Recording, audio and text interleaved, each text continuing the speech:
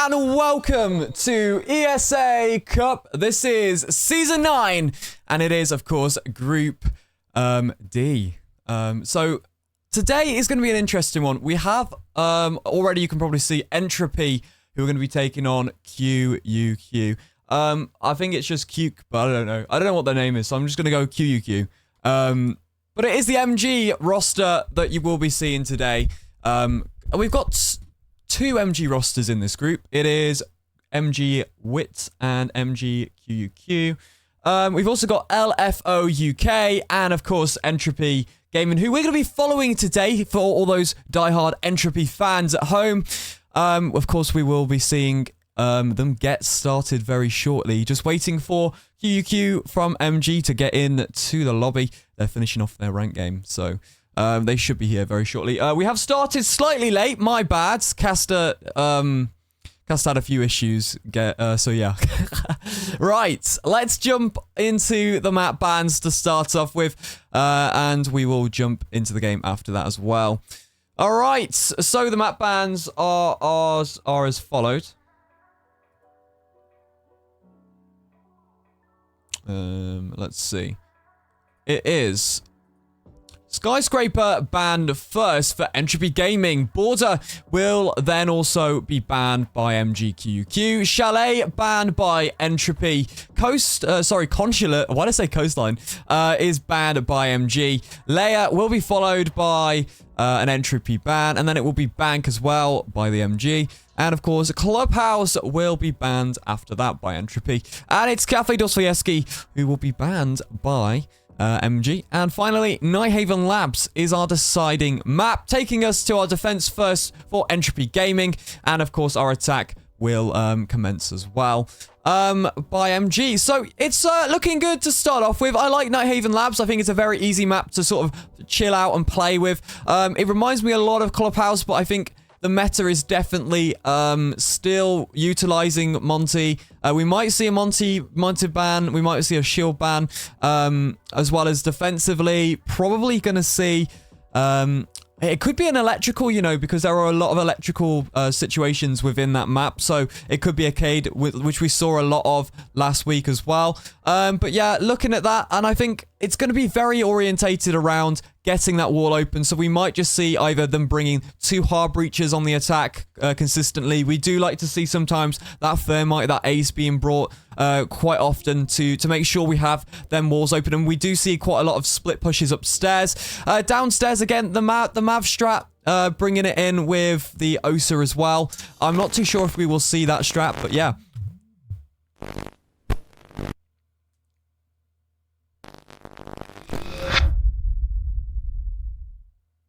And we are looking to very quickly get into this game. We're just waiting for the last player on the MG roster, and I'm ready to just jump into this matchup. But yeah, guys, let us know. We don't have a poll running in chat, but I'd love to just see who thinks who's going to win. Yeah, that came out wrong. What your thoughts are for whoever's going to win? What's the score going to be? And yeah. You can bet your invisible points, unless we've got a mod in chat who can run me a poll real quick. But thank you very much. But yeah, I'm going to say Entropy have got this one. I think, as much as I do love the MG roster, I think Entropy have shown countless times they are a strong team. However, of course, getting to the final, they did of course, unfortunately lose to Ghost Army. However, they still got that far. They are very strong. And I think it's going to be a 7-4 victory to Entropy. We are going to get into this game now, though. But yeah, I'm going to hold it at 7-4. Let's see. We'll be back in just a moment.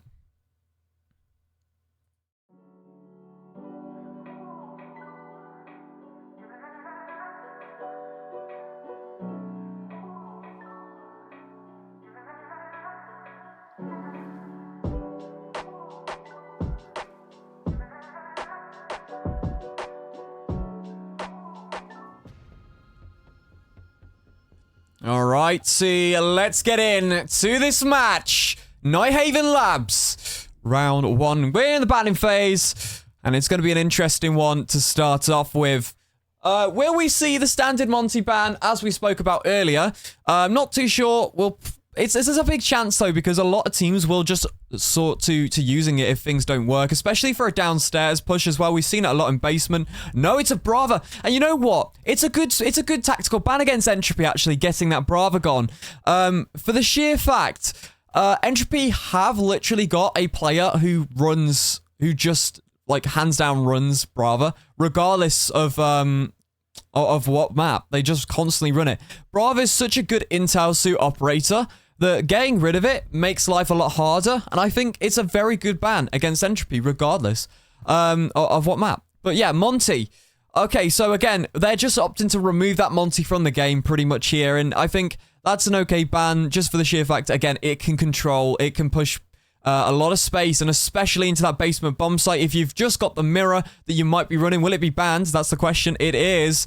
So if you don't even have that mirror, it's just going to be so hard to just lock down that entire main breach. But yeah, utilizing that Monty ban is great. The final ban then, will we see a Valkyrie ban? We know Valkyrie is so strong on this map for the C4s because in basement, a lot of the floorboards are C4able, and there's a lot of, chances to utilize Valkyrie in that situation. No, it will be the standard Cade ban that we spoke about earlier, and that is generally because there are lots of hatches. There is an entire wall to utilize, but that does also mean Bandit and Tobrero will be a prime opportunity pick defensively as another option. We will see if they get utilized. I'm not too sure, but it will be already to start off with. It will be the Warden and Azami and Mute ban, pick there as well. But Valkyrie will now be utilized as well. So that does give a little bit more lenience to the defense there with information. They'll be able to utilize those cameras and the C4s that they have in the arsenal. They have a shield here on Warden.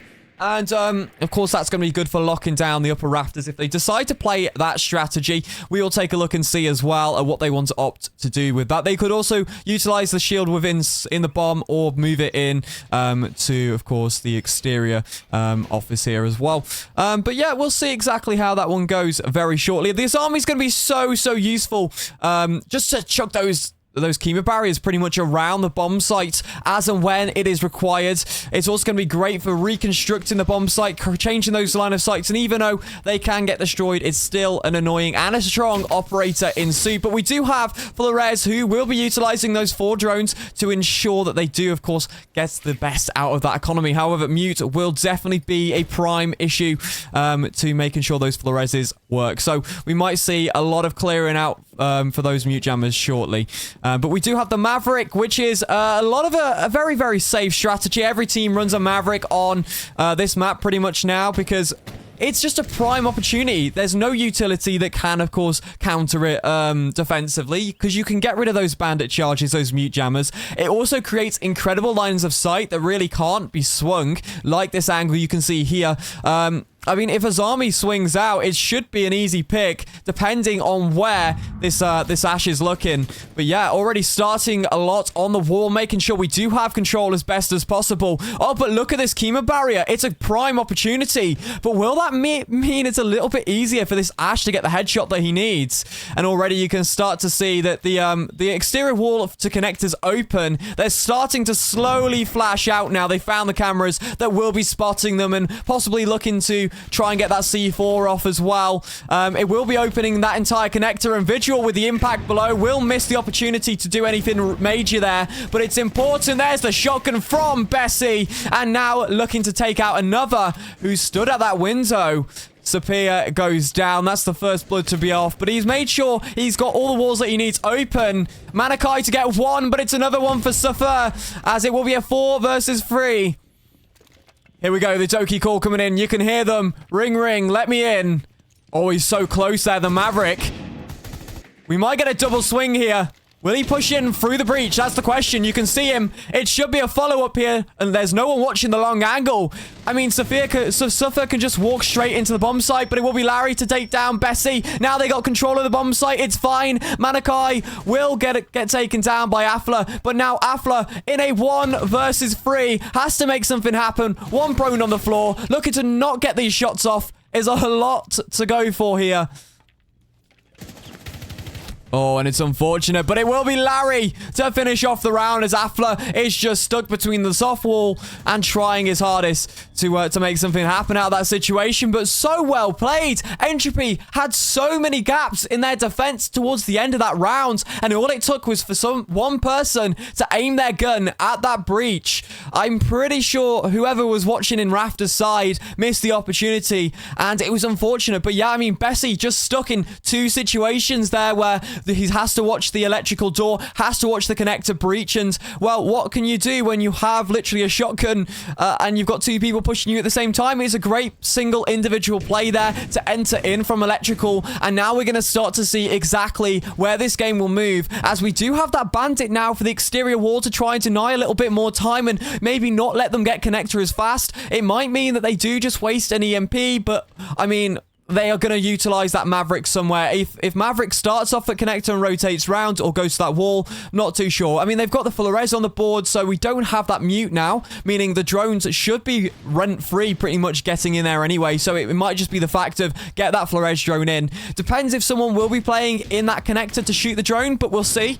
As we're going to start with the Vigil, I believe, is going back downstairs. Might be able to hit the trick this time properly. I believe he completely missed the opportunity to stop that wall from getting in, but they have completely nerfed impacts in that sort of sense, so they're not as strong as they used to be. The area of effect is not as good, and but yeah, here we go. It is Afla all the way in basement. Will just drop off of that that little window there as he did try to contest, but it will be also yeah, the shield will be going on, of course, Nature's side. It's going to be tucked in as well, so they can't just get it rent-free from the door. However, again, Flores drones are a thing, and it might be the option to get rid of it. They might just leave it and go for the backside, which it looks like they are possibly going to... No, he is going to fully commit to getting rid of that shield. Maybe push him off. There we go. He's took the shield, actually. Oh, but it is Safa who's going to find himself one onto Bessie. A nice quick pick, but it is going to be Inson to find something here. Can't find anything below with the impact again. Looking for the opportunity to find something here. 1 minute 50 on this clock. As it will be the drone to be shot. The drone economy looking 5 drones strong so far. Half of the drones have been utilized. And as well, Vigil is going to be a little bit of a pest as he does rotate back up to Garage. He's going to go for something else. He might be able to catch them off on the flank. They don't have any real flank watch at all. They don't have a nomad. They don't have anything like that. But instead, he's going to barricade down Nature's side to stop any late rotates to kind of watch their flank there as well, which does give a little bit more comfortability. Here, will you find one? Can he punish? No, he can't. He got left off there, but it's Trixie to find one. The swing in another. Can we find one for Trixie? The third, it would be. Oh, he's just missed the opportunity. Toy in there with Flores. Can Flores do something here, though, is the question. And it will be the Warden who's been flashed. Shots fired. He manages to get it. The Flores will down Trixie. His reign of terror over. But it's still a 2 versus 3. He's going to finish with the Flores drone by the looks of it. Just to lock in that kill and make sure there's no revive. But as he has done so, it will be Rise to take out Manakai. And a 1 versus 3 with 40 seconds to do something here. Solo can't connect. We'll find Valkyrie to back off to electrical. And now it's Rise and Afla just sat inside of the bomb site watching the electrical and connector openings here. It should be an easy round here for Entropy, but can Solo make something happen? He'll swing out to try and bait something, but it's not going to happen. Valkyrie, he really wants Valkyrie to swing, but he's being forced into this gunfight on the main breach, and Insan will make the play, and it's great from him. Just a nice, easy waiting game, and no bodies dropped to the end of that round. So much better, way better played here for Entropy, and I think, you know, MGQQ need to kind of, like, think about it. Can we make some way into that site again? They completely removed the backside with a Flores. Again, they pushed them back. They didn't have to use the utility there either. We could have seen something else, but again, they've gone for that connector and electrical main breach IT wall kind of take, and like I think they needed a back push in that sense. I think they needed to switch it up because we know Entropy is so good at learning from literally any team. they'll play one round and then they'll win the next round, and that's how they get their games, and that's how they do well. They're very good at changing things. It could be a small thing, but they managed to do so, and they won with 3 bodies to 1, which is a complete 180 to what happened the round before that, whereas, you know, MGQQ finished the round with 3 bodies in that sense. So it's just taking a look now. We do have the Dokkaebi on the board. We have the Grim, which is a nice little touch there, as well as Ram, which should be pretty much rent-free on the floorboards. But again, we do have impacts, we do have C4s, and a Valkyrie is on the board, meaning there's definitely going to be a C4 throw, and realistically, it should land. Look how many C4s are on this board, and of course, we do have that shield in play as well. Afla might be dipping out of sight soon to cause some trouble upstairs, and of course, Bandit going to be on that board to try and trick as best as possible. However, IQ is in play. Realistically, there should be no C4 being thrown off of the Valkyrie cam information, because they should all be destroyed. So we'll start to see in a moment, as of course it will be the Grim to start hard breaching upstairs to make sure we can get access through IT and push off these roaming potential who are going to be watching through the hatch as well. They have that to drop off, and the reason the hatch is open is for these late round drop offs, and if these defenders can keep themselves alive in this middle floor, it should be a very good strong point. But as you can now start to see, Vigil is going to be playing on the basement stairs as IQ starts to sweep the middle floor. We should see a gunfight come into play here in just a moment. Now, there's a shield, so he's going to have to frag it. Pushes him off. Will sit, though, just behind. But there's a pick straight away from Inshan. Finds another, though. It's Trixie. And Larry goes down. But it will be Suffer to take down Afla. And making that a 4 versus 3 situation with 1 minute 44 on this clock. The Ram still droning out this Mozzie. But they are looking. There's the information. It's Suffer to take out Insan. And now, here we go. A 3 versus 3. 1 minute 30 on this clock. Manakai picks the diffuser up. Will look to try and execute now. How can we do so? Floorboards have been opened, but it's a C4. All the C4s deployed. And it will be successful. Solo goes down. And now it's looking a little bit dire. They only have a minute now to decide what they're going for. Luckily, those Rams don't waste too much time, as those floorboards will start to get ripped up. Can we find anything for a drop? That is the question. The angles being held are really crucial here. Bandit just watching, but they know they flashed that. Flashing one. Will find the Bandit, though. Creates a bit of access into sight. Suffer with a 3k as well. 50 seconds here, but the rotating player, it's Trixie to try and catch someone off guard from that double window. The plant's going to start to go down. Valkyrie looking to swing. Can he find anything? Will find the diffuser, the planter, and swings in to the single door to finish off that round. Entropy getting a nice swift but a very close situation and making it theirs. Very great from Entropy. Although they did just lose the body, they've got an incredible refragging potential. Just that plant wasn't well protected, and there was 2 options to swing from Entropy, and that's unfortunate. I honestly think if they could have managed to kind of get in behind the pillar, that would have been great for them. They would have had such a better time, but unfortunately, they've had to go for the corner plant, and it's not really benefit them there. But again, how have we lost so many bodies? Very well played to Suffer for trying to get... He got himself a 3k in that situation, but we've lost a lot of bodies on that attack. I mean, it's crazy. A C4, which is successful. If you're bringing 3 C4s to the board, realistically, you need a C4 kill. There's no excuse not to have one, and especially with the amount of intel that you brought, and the fact that you still have to deal with a Mozzie and a Vigil, you probably have no time to really find and locate those Valkyrie cams, especially with all the pressure upstairs. So, I think from that point of view, Entropy allowed a good amount of pressure into this game to start off with,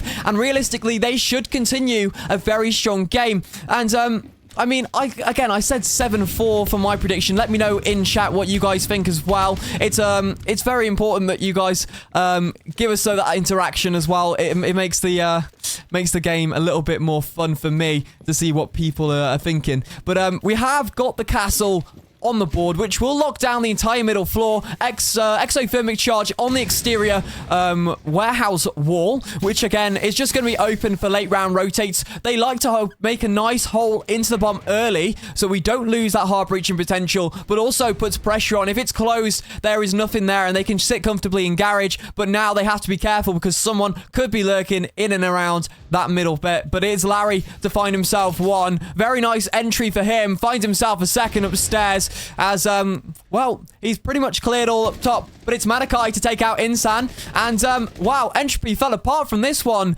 They've completely been opened up and shut down. Sledge in a situation might be swung in a minute. Will not land. Castle just about to punish him there, and that's good, but can Trixie hold his own? He's got more upstairs, swings the box, dives to Larry, a triple for him, but it's now up to Affler to do something as Solo takes some damage. I mean, how many bodies have you got? How many angles has he got to watch here? Oh, and it's unfortunate. Through the roof. Suffer to finish the round off, making it 2-2. An interesting, a very close game here by MGQUQ and Entropy Gaming. Stay tuned. There's plenty more to go through. And it is, of course, Nighthaven Labs. A nice game to watch. And already Suffer 6-2. And it's Rise 4-2 for your top frags for Entropy and QUQ. Let's move on. Command Center is where we're going to go here. And Malusi, Mute, Valkyrie, Azami, and Warden in play. We do, of course, have that Flores, Ying, Ash, Dokubi, and the Thermite to experiment with as well. The Ying should be a really nice way to just breach the site. And, of course, they do have the Warden, but if you can kind of pick and say, this is where Warden's going to be, I mean, you could probably leave him on Nature to hold that shield. Regardless of what you do, though, oh, he's going to move it. Okay. That's interesting. I mean, regardless of what you do, he's going to play and move that shield at a certain point in time anyway. As soon as that breach gets opened, he'll probably sit there and play for those flashes to try and catch those attackers off guard as well. But, yeah, it looks like the Ying's going to go away. They probably saw the Warden and gone, probably not. And, yeah, that's fine. But, oh, wow, we're fully opening up as well. That's interesting. So, yeah, that's okay. We got the Malusi on the board as well. And I mean, Malusi should just deny that access if they're going to put one in connector. If they put one nature side as just a flank detection to make sure no one can just easily push through straight into site, that's fine. Or they might just put one in that rafter side as well. We'll see what they do with that. I might be able to find where the Banshees are. I'm not too sure. Oh, there's one there. But yeah, I can't really find the rest.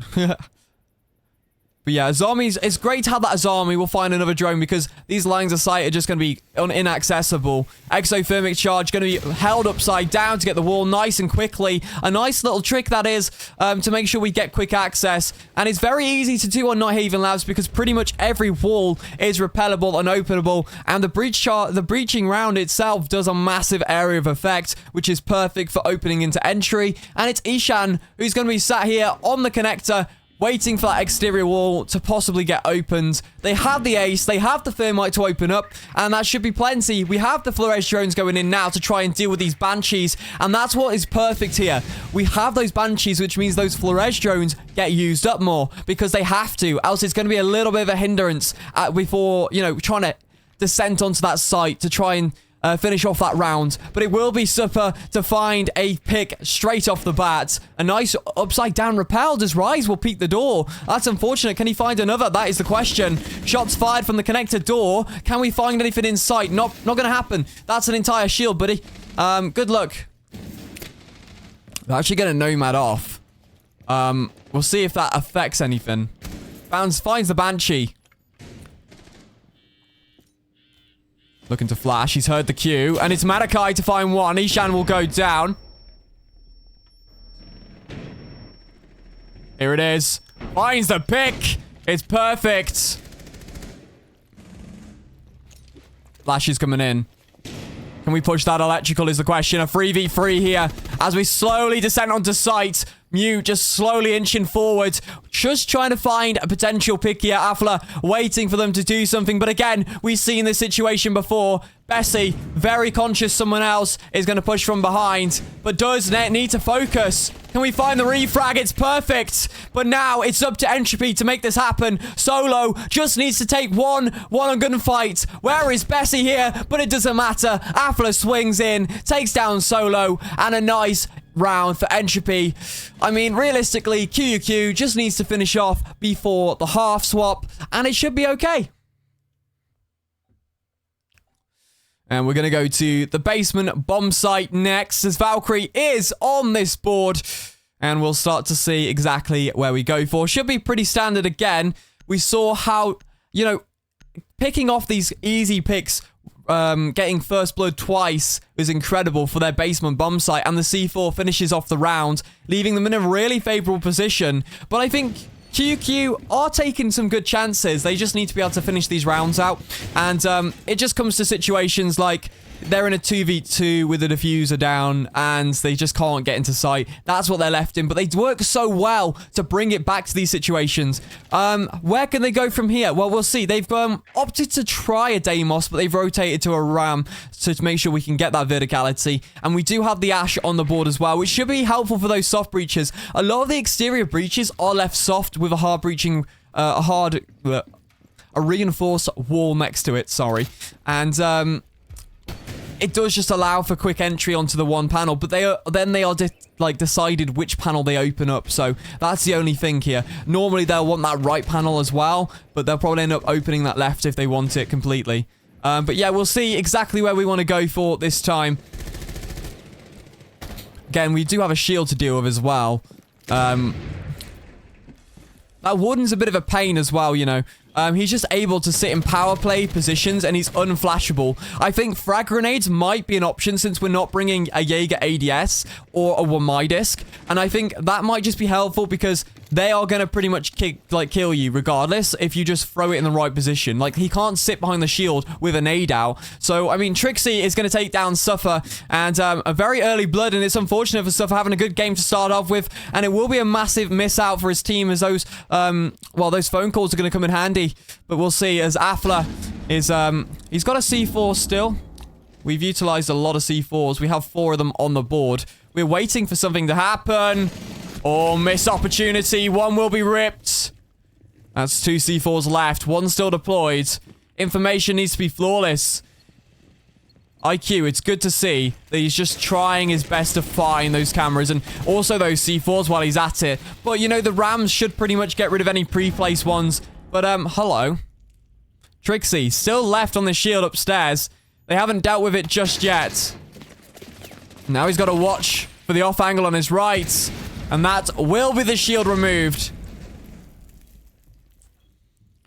I mean, realistically, he's just going to hold that staircase with his shotgun now that they've dropped off deep. They've missed the opportunity to really take him off. They're going to use the Grims to push him back, but he's not been caught in them. So it's a bit of a waste there. It's just to stop him from pushing up, really, while they do move on that verticality. But yes, we start to see 1 minute on this clock. Manakai will find one. Ishan goes down.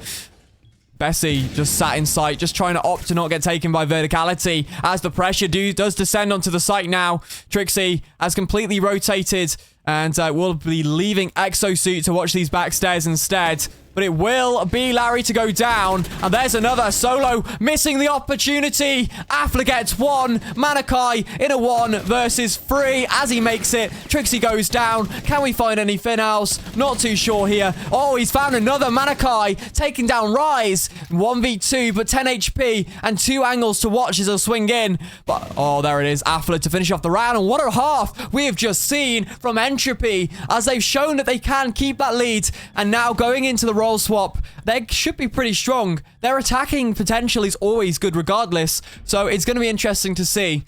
But yeah, here we go. I mean, game 2 is going to be great. I think it's LFO UK. I can't wait to see how they play. And watching this Entropy roster, you're going to get the best out of these games regardless. So hopefully it'll be interesting for you. All right, let's take a little look. New sides, new tactics. Meaning it's going to be a little bit of a different game. We have the Goyo on the board. For some reason, I don't know why, the whole MG roster loves bringing this this Aruni all the time. On Minions, they do it. It looks like on QQ they're doing it. There's a bit of a mashup of rosters, I believe, here. But yeah. We have, of course, Solo with those Goyo canisters. And they're going to be really useful for late round. They can be put on the electrical door. They can be put on the connector. When that wall gets opened, they can just shoot it or deny access if they know someone is in that situation. As well, we do have access to shut down the breach with those flames, depending on where they're going to put them. I'm not too sure. But it will also be the Azami. Very heavy utility based here, which means that Flores should have a field day. And we do have a mute on the board, which should technically counter that Flores teams know if they bring a lot of utility that the mute or some kind of drone denial is important in this situation. And Afla on the Ash will start to get quick access into the middle floor. We'll start work on the breach now, as we have brought a Thatcher to deal with all of this utility, but there's not a lot. And I do think that Maverick is just quick, but it's fine to see. They realistically just need to put the thermite upside down, right? They don't need to do that. They can just get the thermite upside down and make life easy. It's not a volatile prompt if you get the right area, as you've just seen by Entropy here. And looking to see exactly what he's flashing off. We have the Goyo canisters. He should realistically... Oh, look at that. And a DC. That's unfortunate. Solo will leave the game. Hopefully, we'll get a pause there as well after that. C4 thrown out. Will be the Flores drone to deal with them Banshees. Oh, he's being punished here, but will we find something off this? Entropy. I mean, realistically, a 3v5. There's plenty of opportunities where Entropy probably could have swung with that drone. He's going for the drone to shut it down. And, yeah. Just a missed opportunity on that mute there, I think. For mute and for Bessie, to be honest. Rise has an option here to find something. MG. They are just playing very, very, conservative right now. They are not trying to force a gunfight. Which could it be okay, but they've got cams on them. Look at this. Finds one. Oh, it's Manakai.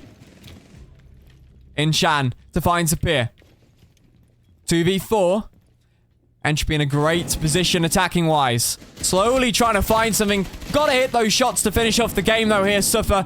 As he's in a bad situation. He's lost his Kima barrier as well, but it's fine. It's a refraggable situation. And Trixie and Bessie will finish everything up as well. Beautiful. Solo will return, meaning we don't have to pause, and it's 5-2. Nighthaven Labs is where we're at. And it's looking to be a fun little game to start off. A nice little warm-up for me, for you, and for Entropy as well, as they do look to try and get maximum points today. And of course, I don't have the graphic for the leaderboard, but that's okay, because if you are in the Discord or you have the OPL, you guys can check. You can just check it by searching it. Again, OPL is very easy. If you're not a player, you don't need to be. If you're not signed up, you don't need to be. Just type in ESA Cup, and it will show you all the results. A nice little tip for you if you just want to see what the results are and you don't want to check Discord. So, yeah. Doc is on the board. We've seen it on Border last week, and I'm glad to be back here this weekend. It feels like it's gone by very quickly, to be honest. I won't lie to you all. It feels like yesterday we were casting the LDL Valor games, and they had a very, very slow start, but they did get into the game, and they managed to get 6 points. I think they are about 5th now. I think they're 5th in the situation, the bracket. So it's not too bad for them. I think they're just looking to get maximum points again today. They got to play a couple of teams that are quite tough, but yeah, we'll see. But I'm rooting for them since they were my watch-along last week. But yes, Entropy, let's take a look and see. Larry with the shotgun pulled. He's waiting to deal with as much as possible. It will be Sapir to try and hold down this middle floor on his own. He might get squashed. He might get squashed soon. You can see the potential to do a little split push here. Can you see it? It's Trixie, who's looking... Actually, no, he's not. He's going to go for wall. But it could be potential downstairs to sort of help that Ash out and maybe flush down the Banshee. But again, we don't really need to do that because he's going to come back to site anyway. I don't think he's going to sit down there. I think he was waiting for the impact option. I won't lie. Oh, look at this. Warden. Gonna drop back. I love these quick access places. It's great. They can just quickly rotate off, and it's perfect. Oh, looking at the window. Rise is just going to get a little bit of damage off of him. But I think MG... QQ just kind of, miss out on these prime opportunities to find a kill. There's so many chances where their gun skill has... It's fine, but they've just missed out on getting a pick. It should be a simple pick. And unfortunately, they haven't managed to counteract on that. Solo will take down Afla, and that's the Ash gone, which is perfect as well. There's a lot of things that he could destroy, but depending on how many breaching rounds he still had left in his pockets. Oh, Manakai. Where's that one come from? Trixie gonna go down.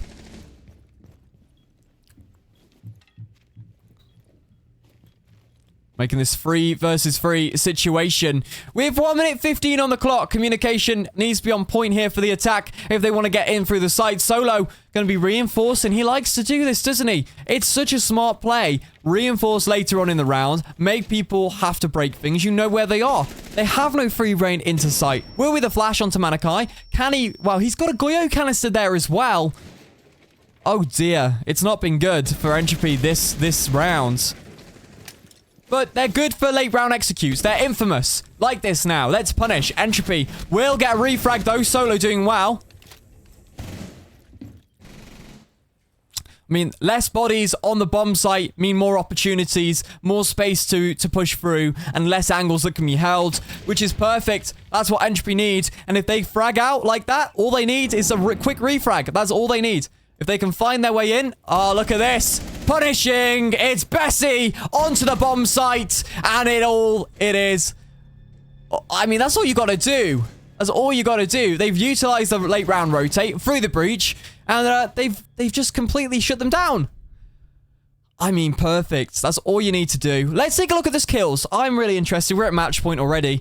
But it is Manakai 10 and 8. Suffer is 8 and 6. Larry is 5 and 6. Sapir having a pretty bad game. I'm pretty sure he said he was going to get 7 kills in the team chat. So, yeah, you died 7 times, Sapir. No, it's all jokes aside. 1 and 7, and Solo 3 and 5. It's Rise 7 and 5, Trixie 8 and 7, Afla is 8 and 4, Ishan is 5 and 7, and Bessie is 4 and 4. In case you guys can't read, it is the final round, going into round 9. Match point here.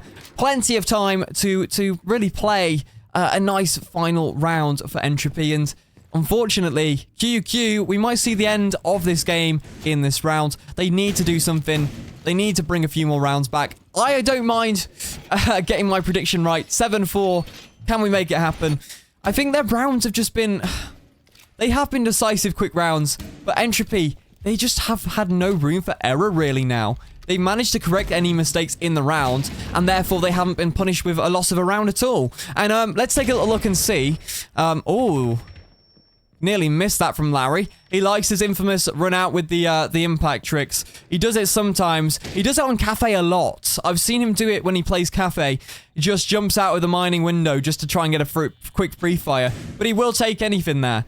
Jackal on the board. Prince. There's going to be an easier way of really flushing out that Vigil, depending on what situation that Vig is in. If, of course, he's still got ability. But it should be easy to flush him out. They've got Dokubi calls too. Manakai is gonna take down Trixie. Where is this Goyo? Oh. Drone economy. We still have a decent amount of drones in play. Only 3 have been shot.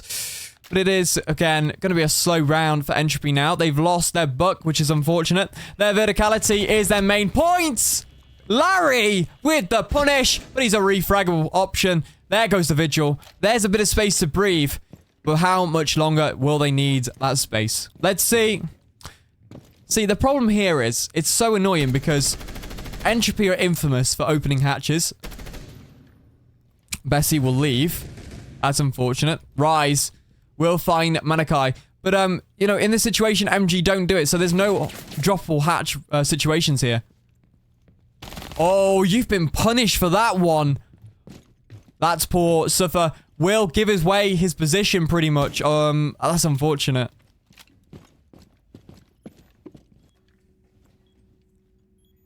I mean, Entropy, they have this set up perfectly. The Osa shield trick is brilliant. And Inchin will go down, though. Solo playing really ratty on the staircase there. Afla looking to hunt him down now. Has the Prince. They are fresh. Perfect. Everything you need. Now his team can kind of, punish. But the problem here is, my biggest hate with this situation, okay, is the fact that Osa cannot get in. So realistically, yes, Osa's putting pressure on, but now what do you do when you've dropped a fuser? You rotate late. 40 seconds now, and you've now forced pretty much 2 one-on-one gunfights, because now Rise has to take a 1v2 when he could have been in a 2v2 situation. I think the Osa play is great, But when people know what you're going for, they're going to protect that area more often. And that's exactly why we saw Solo holding down this back staircase. Because he didn't want anyone to do anything there. There is one, but it's the C4. 6-3 on the board. Can we make it one more round, QQ? I'll take a nice prediction here. 7-4 would be prime from me.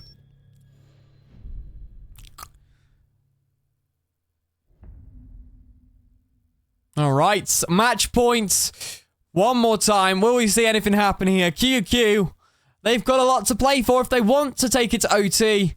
Would be quite a big game if they did. But again, they've got a lot of rounds, 3 in fact, to do so. Can they hold out? Have they got stamina for that in this game? We'll see. Nice to see that Fenrir is on the board. The pick rate went really down. Although it's still in play, and the ban rate went completely down. Like, I don't think it's banned anymore, like, at all.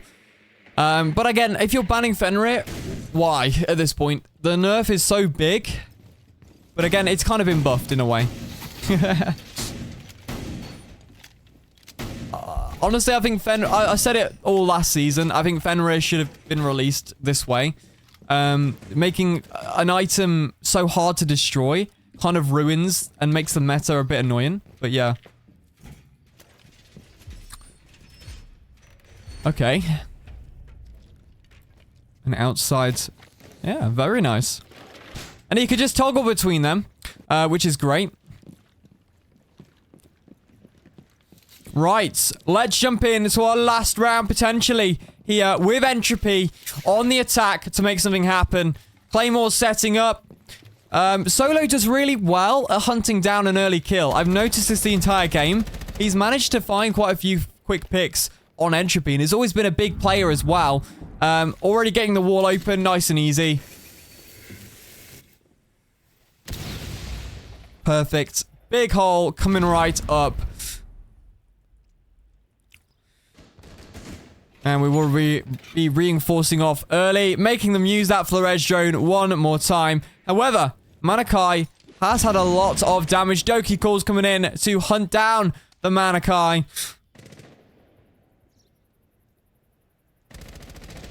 Will they find it? It's Afla, though. Doesn't matter. He will shut down Sapir, but Solo will take down Rise. And there goes a Doki. Question is, where is Manakai going to pop up from? He has a Bosch G in hand. He's at vending machines. We might see a gunfight between Afla here.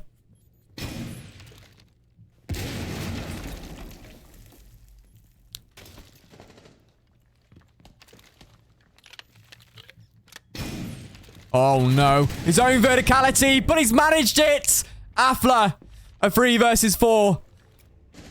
Entropy. Oh, he's seen him on the cam. Look at this camera. Will he continue to wonder? Yeah, he will. Afla with the drone work, but it doesn't matter. Solo can do that, but look how big the gap is on site now. They should be in. They are in. Solo's rotate is massive, but it doesn't matter because he's been punished for it. And his teammates left in a 1v3. The flash is coming in. Let's not watch everyone getting flashed.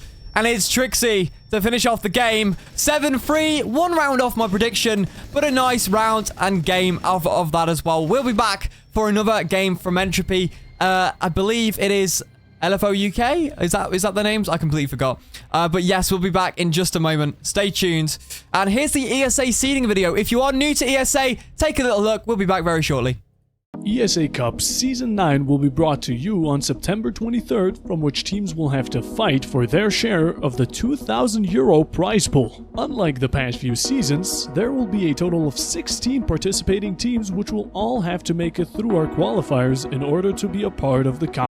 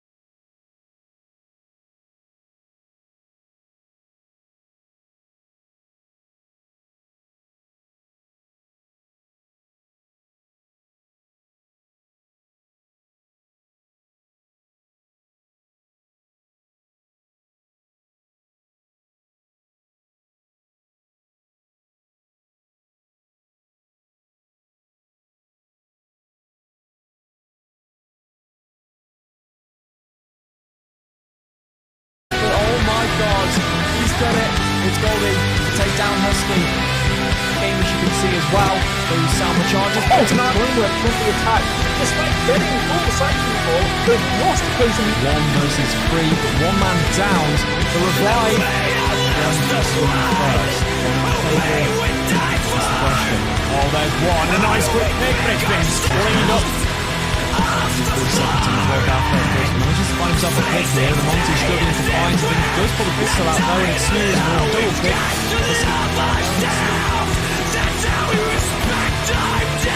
Oh, and here we go. Now they force their way in. Pick coming in potentially here. See the down on the Flores, and 13 HP comes into play. He jumps straight into sight though. We know where the last one is. He executes. Gentle as well, Jet will find Tom will return and catch him. The 2v1 is after will flip. Take down Tom. The damage is sent to the ring. Very aggressive, very confidently. Bexler goes out with the jackal.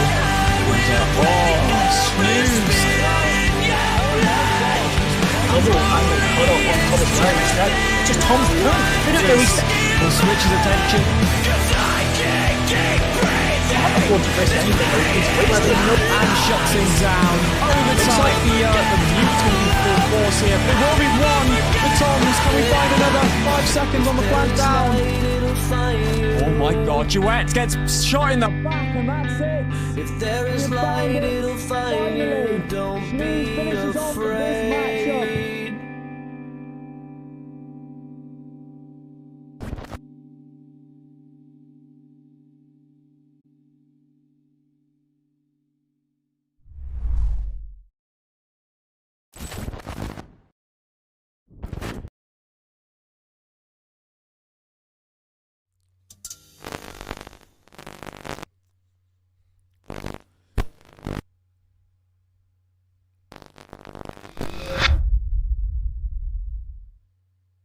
Well, we are back after that quite long extended break. We were just waiting for all the teams to finish their games.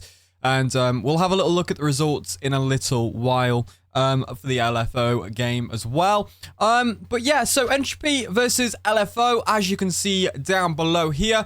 Again, I want to see your predictions. Put them in chat. I read a couple of predictions during the break just to have a little look at it. And I do look at the chat as well every now and again. So first things first then, Entropy and LFO.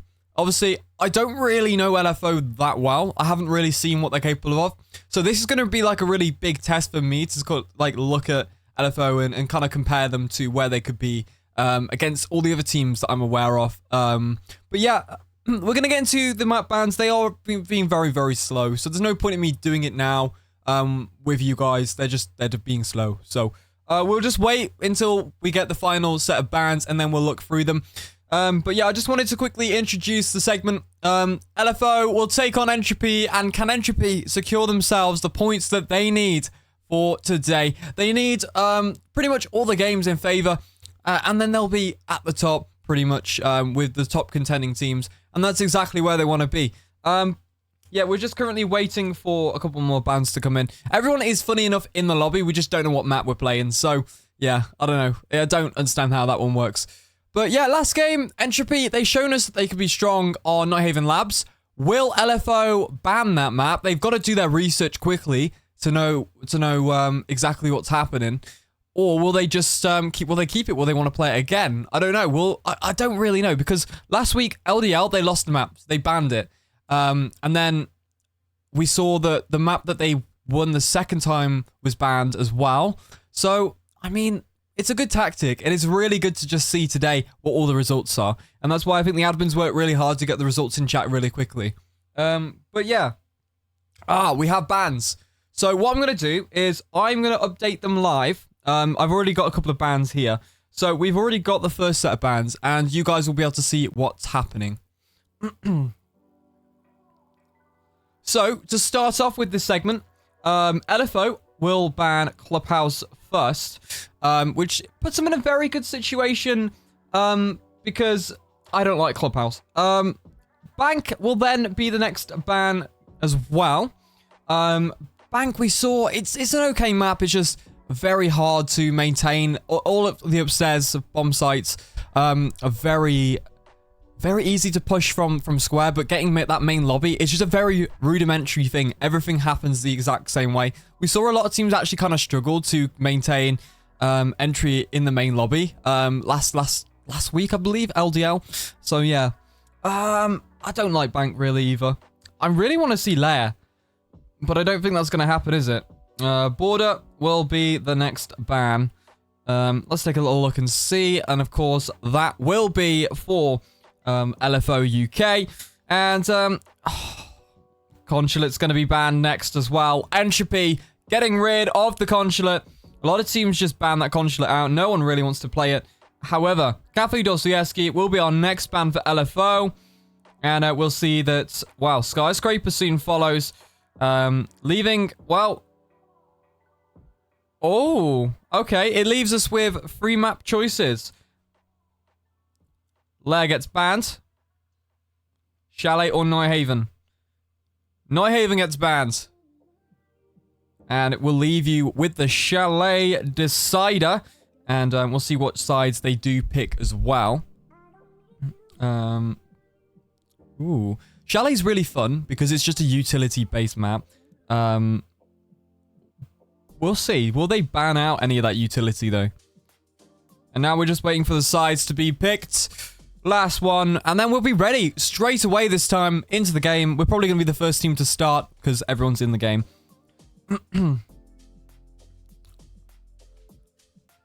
Come on, which sides are we going for? Realistically, Entropy could do a...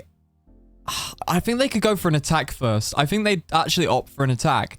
But yeah. LFO's opting for an attack. Okay, yep, that's fine. I will update that. It's not too bad.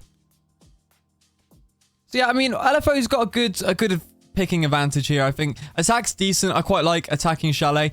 It should be pretty simple. It's the same thing all the time, but it could be quite a close game here. For me, because I haven't really seen at all what this LFO roster's like. So yeah. Right.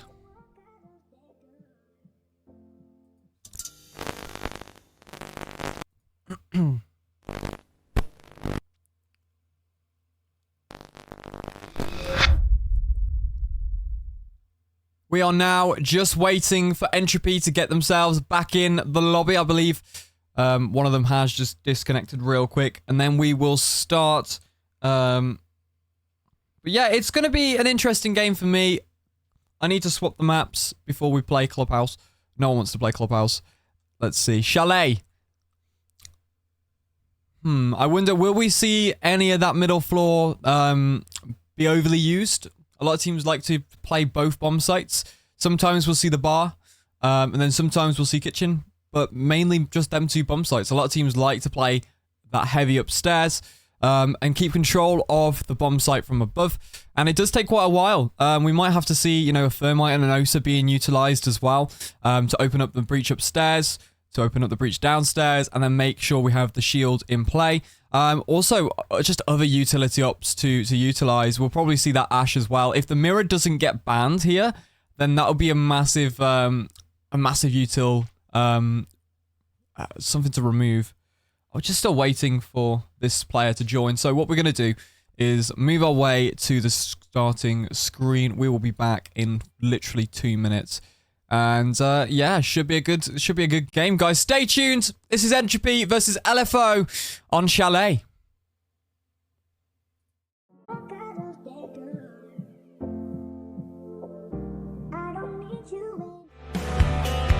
Grab my hand, hold it tight, let the water take us tonight. Grab my hand, hold it tight, let the water take us tonight. Grab my hand, hold it tight, let the water take us tonight. Grab my hand, hold it tight, let the water take us tonight. Seconds of the round, and the diffuser will be planted here.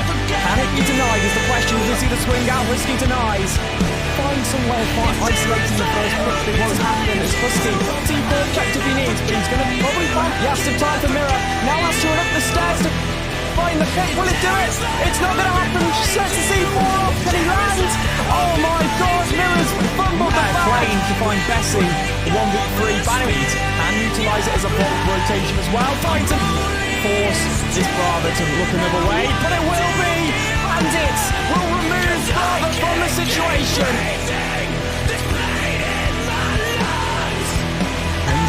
Slowly pushing his way up his back step. Pick from this situation. He's another one Brava as he cleans up now to swing, but it's a shotgun to the face. And that will be a nice pick for Warden, who's now left in a 1v1. Wasted so much time.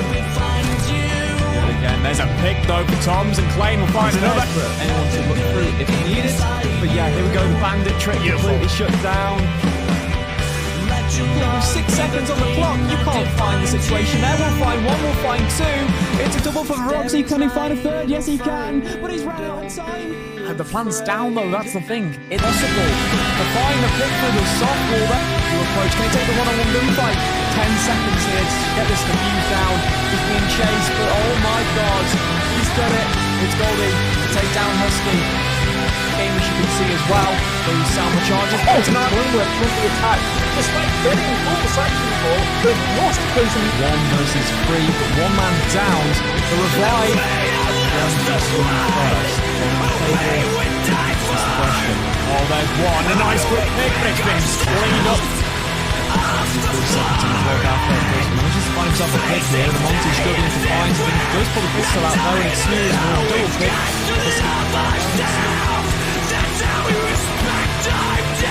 Oh, here we go. Now they force their way in. Pick coming in potentially here. See the down on the Flores. 13 HP comes into play. Jumps straight into sight though. We know where the last one is. Gentle as well. Jet will find. Toms will return and catch you. The 2v1 is after will flap. Take down Toms. The damage is sent to the ring. Very aggressive. Very confidently. Spencer goes up with the jab call. Snooze. Double angle cut off on Thomas Lang instead. Just Tom's run. They don't know he's... Will switch his attention. I don't want to miss anything. And shuts him down. Overtime. The mute's going to be full force here. There will be one for Toms. Can we find another? 5 seconds on the flag down. Oh my god, Duet gets shot in the back and that's it. If there is light, it'll find you. Don't be afraid. Well, we are back. Let's get straight into Entropy versus LFO UK. Chalet is the option that we have chosen, and it will be, of course, an attacking phase for LFO first, which is going to be interesting, to say the least. How well will they be able to attack against Entropy's defense? And will Entropy be able to lay a line that puts a lot of hindrance in LFO's attacks? It is Brava on the board to be banned first, and I think everyone knows to just ban Brava. But that's fine, because I think this map, specifically with the utility that teams like to bring, is important to get rid of that Brava. You can say it for any map, but this one specifically, because of you have the Jaeger ADSs, the Wamidisks, you have potentially Banshees, we do see Fenrir quite a bit, we see a lot of electricals, and it's all stuff that Brava can definitely hinder. Again, Brava is going to want to also be banned for those main cams. The big main camera in the fireplace area is a big one that gets hacked, and it's got a lot of information comes from that, as well as the backstairs as well. So that's why Brava's banned here. Dokkaebi as well, super good at just giving those phone calls out, and that's a lot of intel gone, and now it's on the ban board. And the Banshees, I think Malusi just has a lot of them now, and I think that makes it a viable op to ban. I think there's definitely something that could be a better ban for that Malusi, but it's kind of like a target util ban, and it's okay. We're going to see the Mirror, of course, go. I didn't really expect Mirror to stay. I was talking about it earlier, and I realized Mirror's probably going to get banned regardless, so yeah. Monty is in play, though. Guys, we have a Monty, and I realized they haven't banned Monty on purpose. They wanted to play it, so why not? I mean, if it's on the board, just play it. Teams are going to happily exploit that Monty. It's not probably in their starting game plan, but it's probably a plan that they will go for if it's in play. But it will be the Fenrir on the board as well. And we have quite a nice lineup here. We've got the Legion in play, and I like Legion for this map as well. We don't have any lethal denials, no ADSs, and no Wamai, which is completely fine. However, they are definitely going to be utilizing a lot of throwable utility now as well. You can see the Flores will have a field day with some of this utility, the shields in particular upstairs, and the bulletproof cameras are going to be definitely a big help here, giving a lot of line of sight. But Echo is going to be one of the main pinnacles of this defense as well, being able to utilize that late in the game. Just the thing here is, can IQ find those cameras or not? How long will it take, and will it be able to hinder the rest of the round if that IQ is removed off the board? So let's take a little look and see. The Nook in play is quite fun because it's quite an interesting op for people to bring.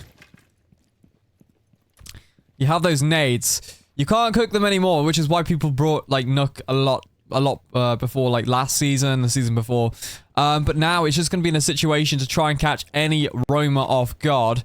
It looks like there's no one playing really off-site apart from Legion, who's going to be upstairs. And we've got, of course, the Frost upstairs as well.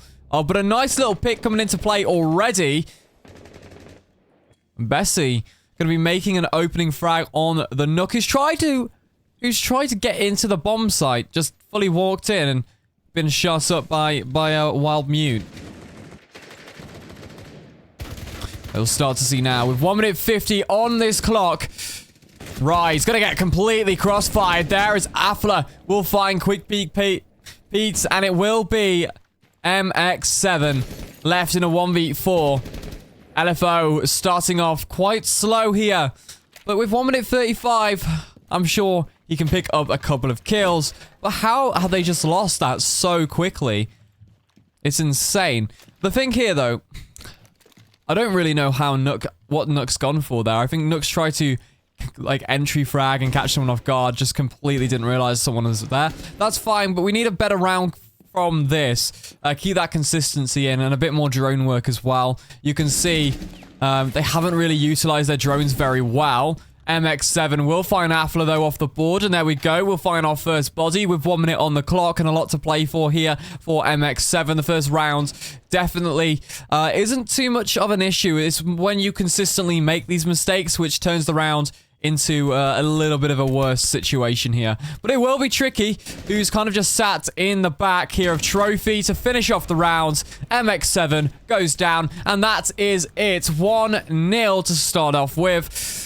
And we'll see exactly whereabouts we go later on into the game. We'll probably go over to bar or up top. We'll see. They're pretty much the only options that we'll go for here.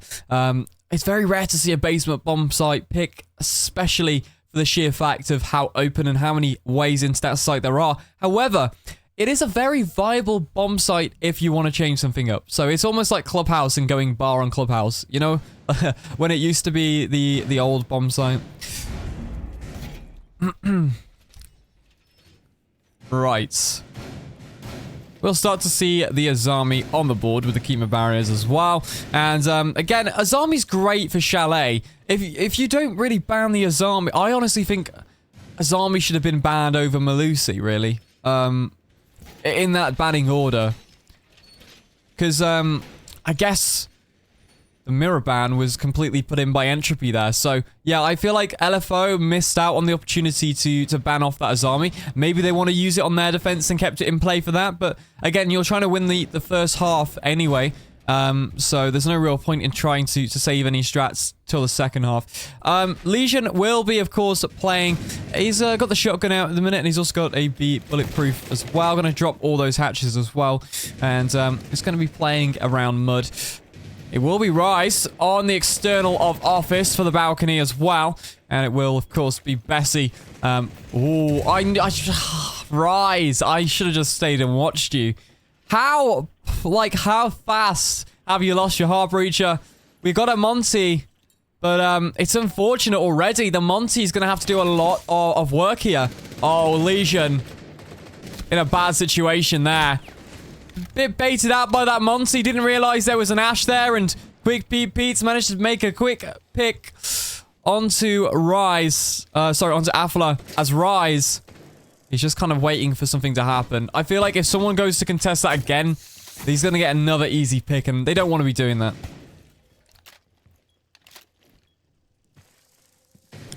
Vod now on the office balcony outside. The Ash will open stuff up. That's good. Impact's coming out. Rise hasn't got much leeway to swing here. The Ash is fully watching that, or was. Quick Pete downstairs, but it will be tricky to find Vod. A 3 versus 4 here. Oh no. His team can't actually push in there. And I bet there's canisters too. Oh no, they've all been popped. But here's a swing. Can we find something? We can't. 1 minute 20 here. Very slow round from LFO. They're dragging it out. They're trying to make everything count. Every last second.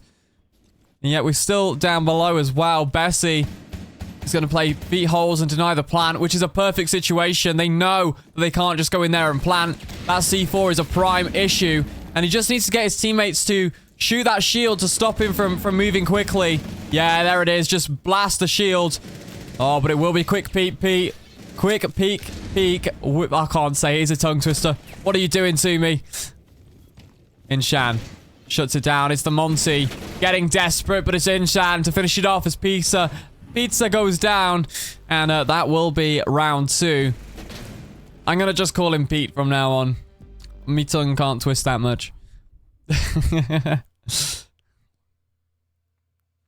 Right, Bar and Games finally get to see the 3rd bomb site and how Entropy are going to set up a very quick, clean sweep, realistically, here on the chalet.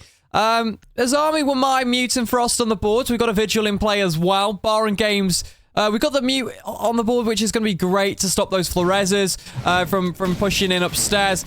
We are going to be playing 1 shield and the Azamis.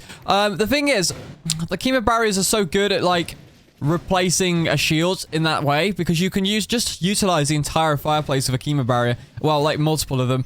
And that's the best part about it. And also, even downstairs, if you wanted, you could put those Chemo Barriers just around the bomb site itself. But yeah, I mean, to start off with, we'll see exactly how the LFO will aim to attack this bomb site.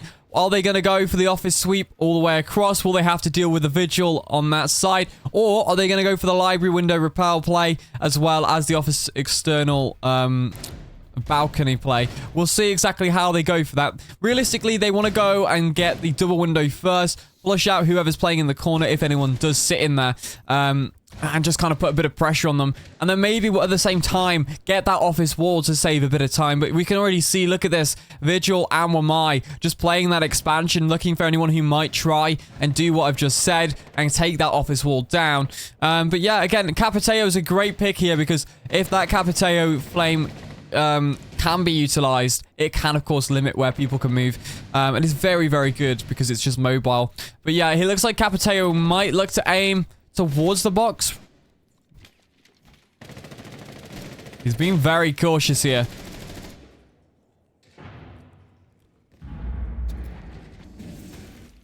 Gong 6 has gone off there on the double. The thing is here, he can't just jump in because Tricky has the option to just swing. And that's perfect. But it's Rise to go down to Ollie. And a 5 versus 4 will ensue. 1 minute 50 on the clock. Grim on the rappel there. He's just looking to see if he can find anything, but he probably won't. There's a bit too much time wasting on that front. But can they make a move now? Oh, there we go. MX7 going to go down to Inshan, who's just completely obliterated him in the hallway there. Diffuser in hand. Pizza Parker. He's not surely just going to jump in. He has.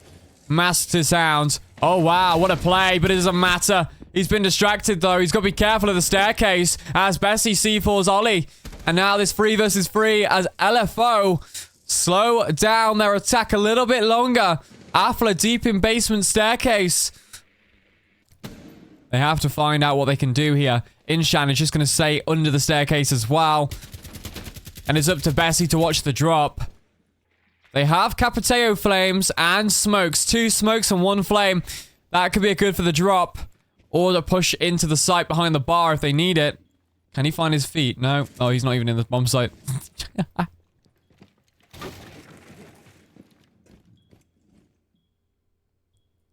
Very slow descent into the site. I don't know if LFO know what they want to do just yet, but they have found Affler as his impatience has taken into suit. I think he just got shot down the little gap. Yeah, he has. Pete finds Inshan. 18 seconds left here. Perfect from LFO. They're playing this well now. Bessie just gonna hide behind. Just waiting. Oh, unlucky. Can't find it, but Pete to finish off the round here. LFO, they definitely needed that. I think Entropy played it a little bit poor with the fact that they had 2 guys in the staircase and they both just pushed up. I feel like LFO predicted the fact that they would be under there, and that's why they managed to eliminate them. I think they just knew that there would be 2 people down there. They also, of course, used their drones. They made sure that intel came in, which is a lot better than the first few rounds. Drone work from LFO, it's not as good as I thought it might be, but it's still there. It still managed to get them that round. So they definitely need to just do better with those drones over the entirety of this round. But yeah, already gonna lose one there too. The mute jammer. Alright, to start off with then. MX7, bringing in the gridlock, and I do like to have a bit of a flank watch. The gridlock's pretty good as well. It can hold off the entirety of the main section of this map here as well. You can see, very nice. Gridlocks will go on the staircases as well. And they can go in mainly in the basement ones, to be honest, because that's the main access route. But yeah. Blitz! We like our shields, LFO. We really like our shields.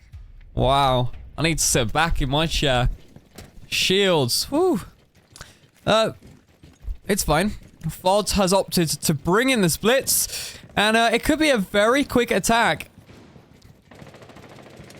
Straight in. But at what cost? Will the Legion find something here? I mean, they're already in sight. Look at this. Oh, well, he's completely been shot down. Pizza will find Bessie. The plan's going down here. What's Legion doing? He's just fully holding the main entrance here. Affle are just trying to pick off people. But this plan is poor. Their setup is really bad. They haven't cleared anything. Everyone drops back onto site. And there we go. Down goes Ollie. Oh, but it's fine. We've cleaned up. Pete has managed to do something back here. They haven't got wall to open up, and it's a poor angle. Trixie gonna finish it off. And I just don't get the logic of just rushing straight in without clearing upstairs. Look at what Frost managed to do. Just drop straight on the head of their of one of their players who was just sat in the kitchen. And the plant position wasn't good. But it's unfortunate. Entropy, a nice quick round for them. That's what they wanted. But I just like to see if LFO can, you know, take these rounds a little bit safer, play a little bit slower than these little rushes that they've been doing. And it will, of course, be... Now the Grim is on the board. We have the Flores in play as well. And, of course, we have the Thermite, Ash, and the Twitch. But, yeah, I think it's been a good start for Entropy this weekend, pretty much. They've really shown us that already that they deserve these points. And a 7-3 victory in the previous game against MGQQ. And if you are just joining us, that was on Nighthaven Labs. We actually nearly went back to Nighthaven Labs for a second game, but apparently Chalet was where it was at. But yeah, I mean, it's fine. You don't want to play 2 maps in a row, right? I definitely don't. Rise is waiting for his very nice spawn peak. Can he be successful? No, he went away on his camera just in time. His spray will not land, and it's fine. 2 minutes 40 on this clock. Let's see. Can he find an early pick? It's always Rise who does this because he puts himself in these situations to get a quick pick, but it will be a drone coming out first, which is perfect. Legion is downstairs with Rise, so if we do see the drone get taken down, might have an interesting pick coming into play. Not going to happen. Oh, no. Ollie has managed to get a nice angle there. 8 HP left. How has he lost the gunfight how has he won that gunfight? That's crazy. The Vector's such a high fire rate gun, and he's completely lost that. Fair enough. Peaking advantage. He's still down here. Vod will find Trixie, and it is Bessie and Afla. Just looking through vertical here. Let's see. He's surely going to find something. Bessie unlucky, couldn't land. Afla's still waiting down in this middle floor section. Oh, what a pick there from Afla. Beautiful as he takes down Vod from the single window. Inshan is just hunting. He's got these dog stims, to be fair, though.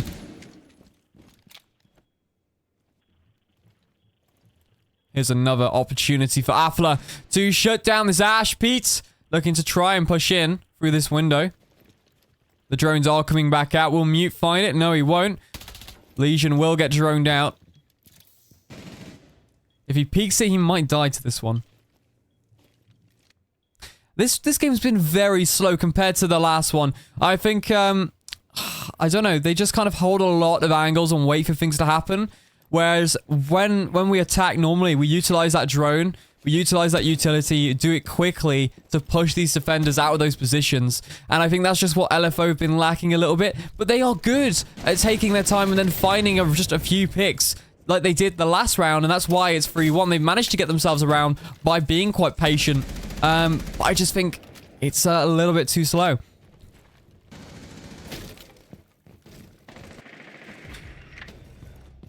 And once again, we'll see Ollie get a pick, but then it is Pete to be refragged for his fallen teammates here. Inshan on smoke right now. He's still got 2 stims left in his pocket. He sees the gun barrel, surely. Oh, he's going to actually be able to stim there as well. That's perfect for him. As the attackers just push themselves onto sites. This could be it. LFO have managed to do something here. The flash is coming out. This is great. He's delayed enough time to force this situation.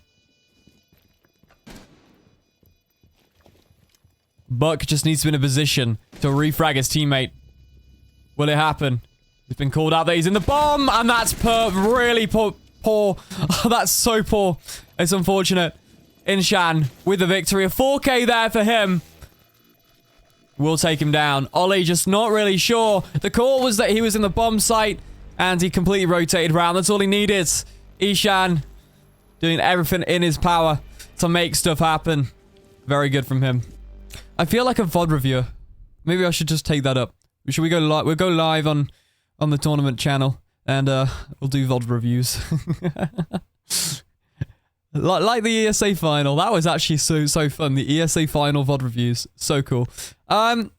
It's all good. Let's move on then. Barton Games is where we're going to go with my Valkyrie in play. And we're also going to see that the Azami, Goyo, and Mute on the board. I like this Valk pick. I love it on Chalet specifically. But we're going to see exactly how this bar defense will work. We seem to be lacking a little bit on this bar one. So we could see if there's any way to exploit it and get a 4-2 out of it. Again, LFO really just needs to be very good at their defense, if that's the case. Maybe they could just can't attack. But the thing that confused me was they opted to attack. So I think they had some kind of game plan in mind, but it's just not really working out for them right now. But yeah, it's fine. This one might be a little bit of a longer break as well. Depends how long the game lasts. But we're not even at half time yet. So it's all down to this one round to make something happen and keep themselves in this game for the second half. And yeah, here we go. 3 minutes on this clock. Pizza Parker is on the ace. Gonna breach downstairs. Oh, but who's down there? Oh, hello. He's managed to do it. Vod goes down. He might find a second here. I'm very cautious that that were mised in the basement. There we go, here we go. Grim, just trying to flush him out. Mute's coming down to support. Ooh, Becky's kind of like put himself in that situation. Oh, what a play. That's perfect. Look at it go, the impact. And the double swing is beautiful. As Bessie just going to sit back. C4 out. Won't connect. Does miss the opportunity to find something nice. Be grim to go down. Afla inside of Wine. And now it's up to Ishan.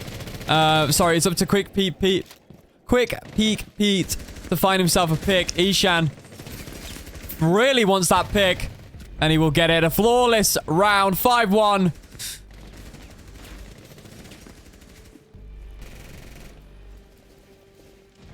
LFO struggling here against... Well, I mean, it's Entropy.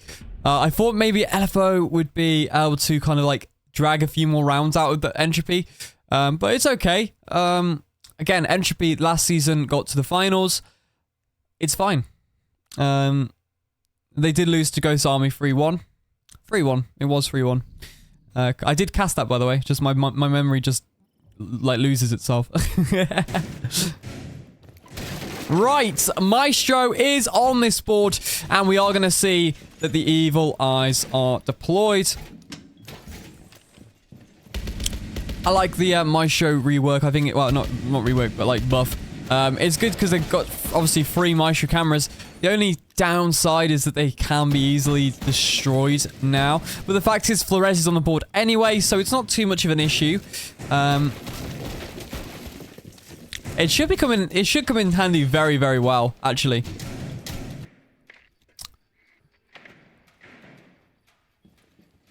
Right, let's jump straight in. The setup upstairs is looking clean. We have the Azami Kima barriers in play. We have a few Goyo canisters as well.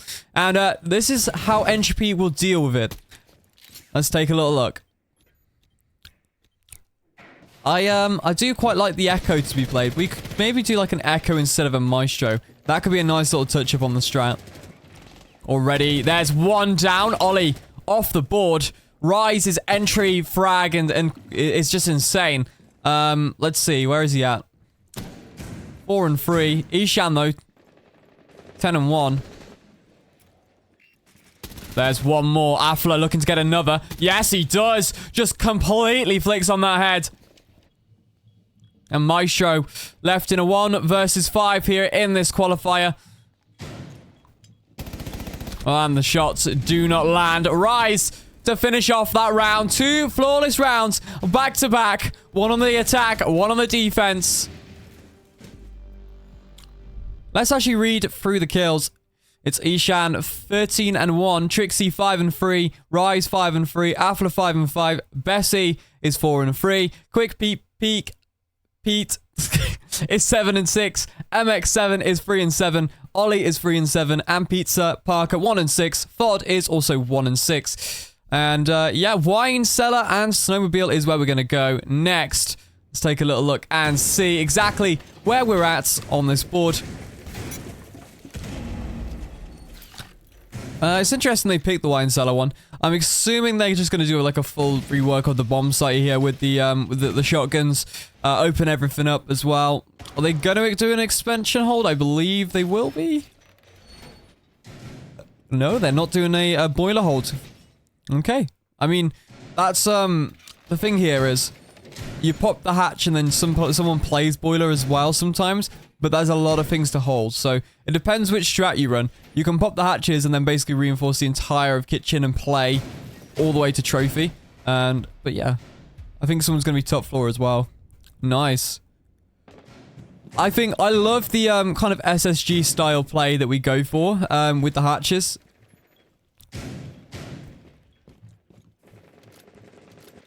Right, let's take a little look. The attack will commence. Nomad is on board. And we'll see exactly how quick we manage to do that. And those Rams have just gone straight in. Straight to work. Oh, it's going to hit the couch. Hey. Oh, it does. It's fine. It doesn't matter. Honestly, I thought they got caught. But apparently not. I also just called it couch. Right, Rise upstairs looking to hunt with. And we have pings from the Jackal. But it's okay, because the Vigil has dropped away. We'll find the cams as well there. Oh, it's Fod to make himself make himself a kill. Bessie goes down. Oh, wow. Look at these angles. MX7 gonna find Ishan as well. Entropy really, really letting it go.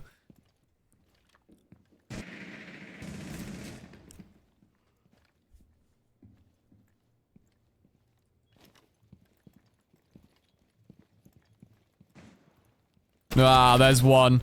After finds MX7.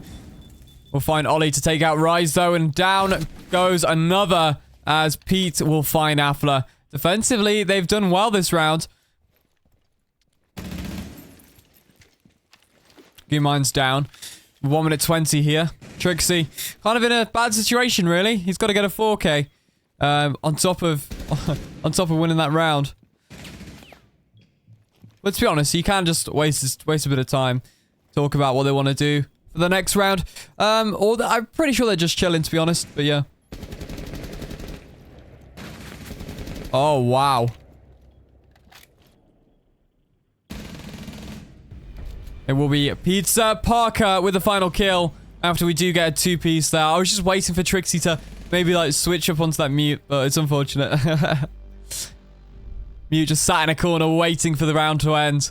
Please, please. 6-2. Still match points. One last round of this game. Let's take a little look and see. LFO, will they manage to get anything else from it?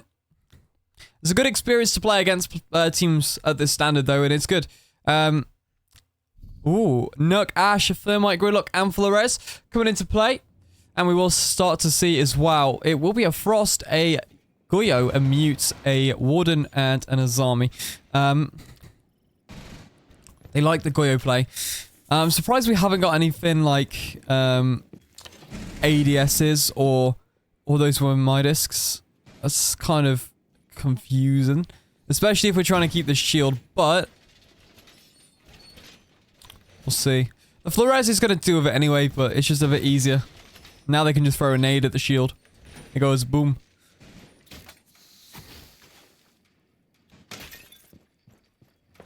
Ugh. Right, let's take a little look and see. Capiteo on the board and a Sophia. They've really gone for the breaching rounds this time. It's perfect. That's what they need to do. They realize, wait, their composition has literally got nothing when it comes to it. But yeah.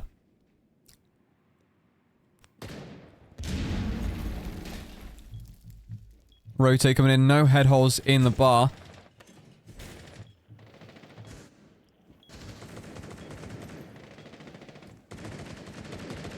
Alright, let's take a little look upstairs. It will be the Frost as well. He's going to be sat inside of this library to try and take as much information out as possible.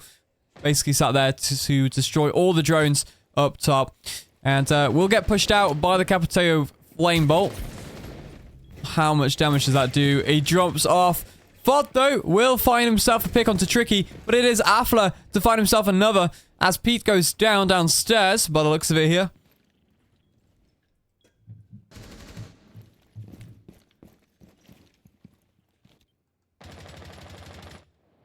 Sophia is just waiting on this single window here. Oh, chance and opportunity.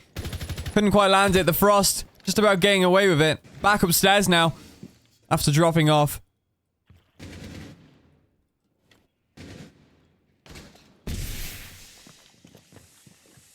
The smoke is going to cover the entry here. But a C4!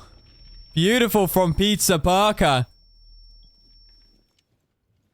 Vod just watching now the access point here. From within the box. We'll find the drone. It does get droned out. Sophia. Oh, hello. Gonna flash inside of the box. The frost trap has been removed. Will he know? Is the question. Another C4! Vod with the C4. They just know. That's insane. This is great defense right now. LFO for the comeback here.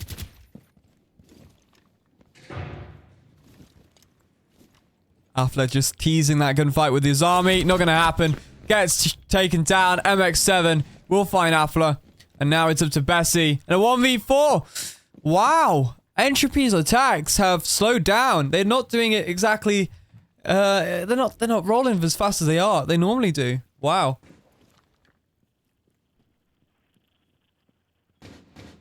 Bessie pushing up the back stairs now. We'll take some damage if it goes through that barbed wire. We'll have to, oh, the crossfire. That's unlucky. Vod had a great round there. Managing to get the C4 kill as well. Starts off a great round. Round 10, though. Match point. Once again, this is the third match point we've had. Master bedroom is where we're off to. Goyo and Mute on this board. I mean, Entropy, if they really want to just finish this game now, they've got to do something a little bit more now. To do it quickly. I think they tried to change up a few things. I think they tried to change their approach. They did swap in the Sophia. They changed it a lot.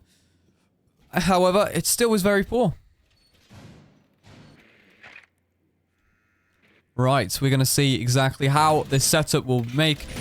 We've got the double reinforcements coming into play with the Goyo canister as well. And quite a lot of Goyos around where this plant's going to happen, which is important. Rotate coming into play as well. And of course the back line here into Solarium side too.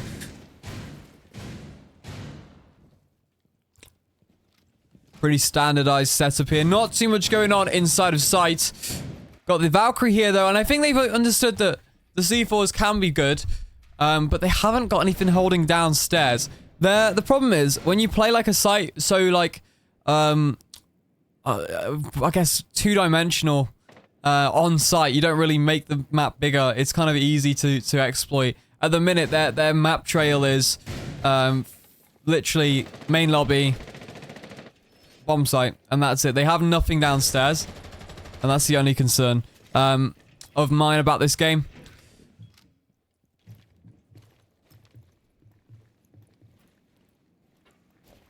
Ishan trying to find opportunity here, and we'll see. Tricky coming in with the ace, looking to put some Salma charges on, of course, that wall. See if we can get it open. They haven't opted for the Capiteo Flame Bolt this time. No one is sat in the corner. We do normally see that a few people actually play in this corner, even when they're in the even in the upstairs bomb site. It's quite an interesting little strat to just sit in there. Barbed wire below the windows as well. He'll take entry damage and delay, but it's Bessie to go down to Pete. Afla up top. He's waiting for something to happen here. Oh my god, Fod has turned something on. Afla just completely gone. Missing his opportunity here. Ishan is going to nade. Sorry, he's going to flash over. But it will be Sophia to just move away. Takes the default cam down. And they've cleared the entirety of the main area. But 1 minute 20 on the clock. I mean, that's crazy, honestly.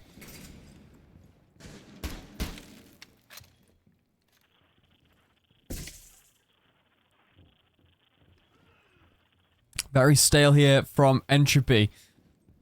They're looking for those Valk cams. They're getting spotted somewhere. I think they need to bring an IQ. Here we go. Flores being sent in. The mute jammers might be a bit of a hindrance, though, here. Oh, but it's one. But he can't land the seconds. MX7 will find something here.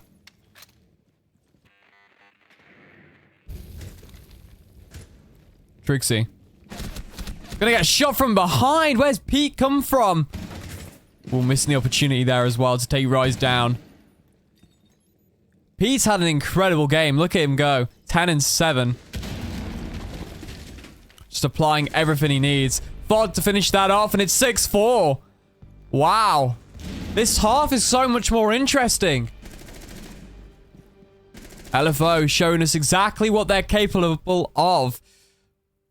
Finally, slowly getting into this game. This is our 4th match point round. Bear in mind, LFO have made it hard for themselves. They have pressure of match point. Will they break? They've got 2 rounds to basically, to win pretty much, Entropy do. They've got to try something here. 2 rounds and then it's all tied up. Wine cellar's where we're going to go. Basement bomb sites. Interesting. choice as well. I guess they've opted to not go the kitchen. Maybe they can play it a little bit better. We'll see exactly what they go for. They have got a C4 instead of a shield, though. MX7. And, of course, Pizza Parker opting to run that, which is very... Well, I don't know if as long as they get a C4 kill, the thing is... Are they going to even go for vertical? They don't really have any vertical ops right now.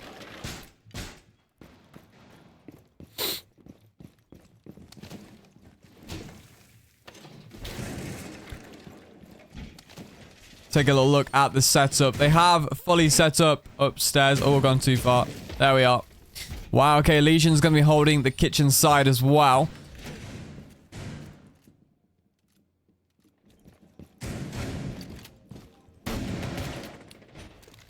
Right. Entropy take their final attack in. Let's take a little look and see. 2 minutes 40 on this clock. As Trixie will drone out this piano side. And Bessie on the IQ there as well. Ishan. Just going to double check these entry before he goes in for office. We rise on the Jackal. That's prime opportunity to find something. It's just mute on the other side of the bar. Is he in a punch hole? No, he's got a little hole there though. I think he's waiting for a drop. I know it's not going to happen, though, because Jackal can definitely see whatever prints are there. There he goes. We'll find the feet.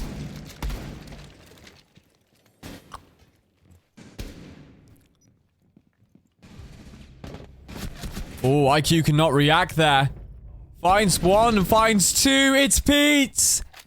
Tricky goes down.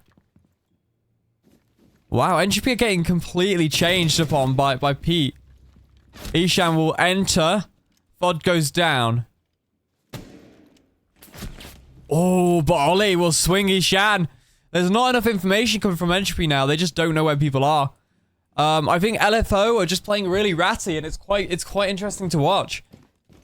Because it's completely countering Entropy here. 1 minute 17 on this clock. MX7 just playing in the staircase right now. They know he's there. Will shoot, oh, he lands it. Gridlock goes down. IQ's just like, should I even bother? Should I even go down there? Oh, but he finds one. His teammate's also on the staircase waiting to swing out. It's Ollie.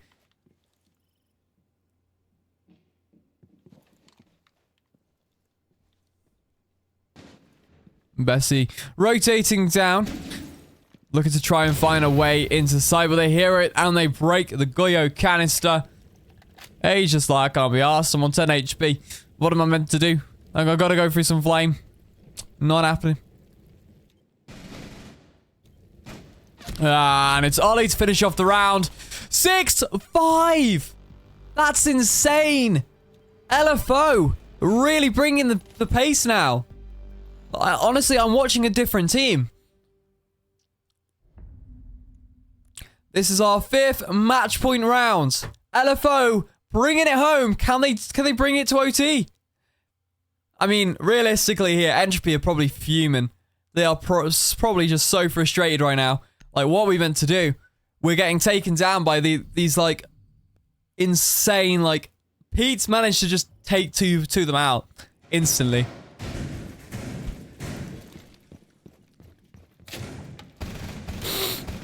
Alright, let's take a little look and see. Pete's fired up, look at him. He's already shooting drones and everything. Entropy are nothing without, like, well, no. They're like, they rely on their drone economy a lot in that way. Their gun skill is insane. But yeah, take those drones away, early rounds. They can't, like, play off the information. And that's really annoying, probably, for them, to get their drone shot.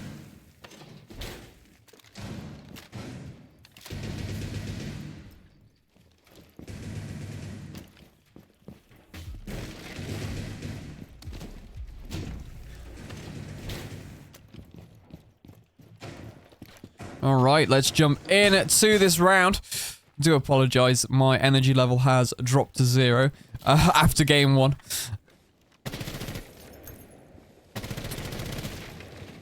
Here we go. They don't have a flame bolt this time, so they can't really deal with it in that way.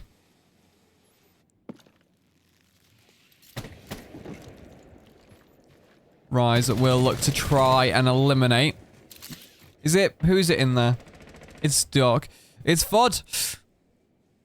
Where's Pete is the question. Pete's the one to watch. What's Pete doing? He's really playing ratty downstairs, isn't he? Pete is just downstairs constantly.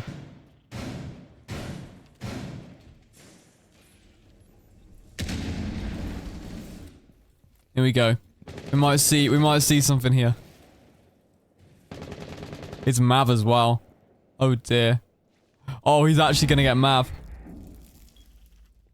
Hello. Goodbye.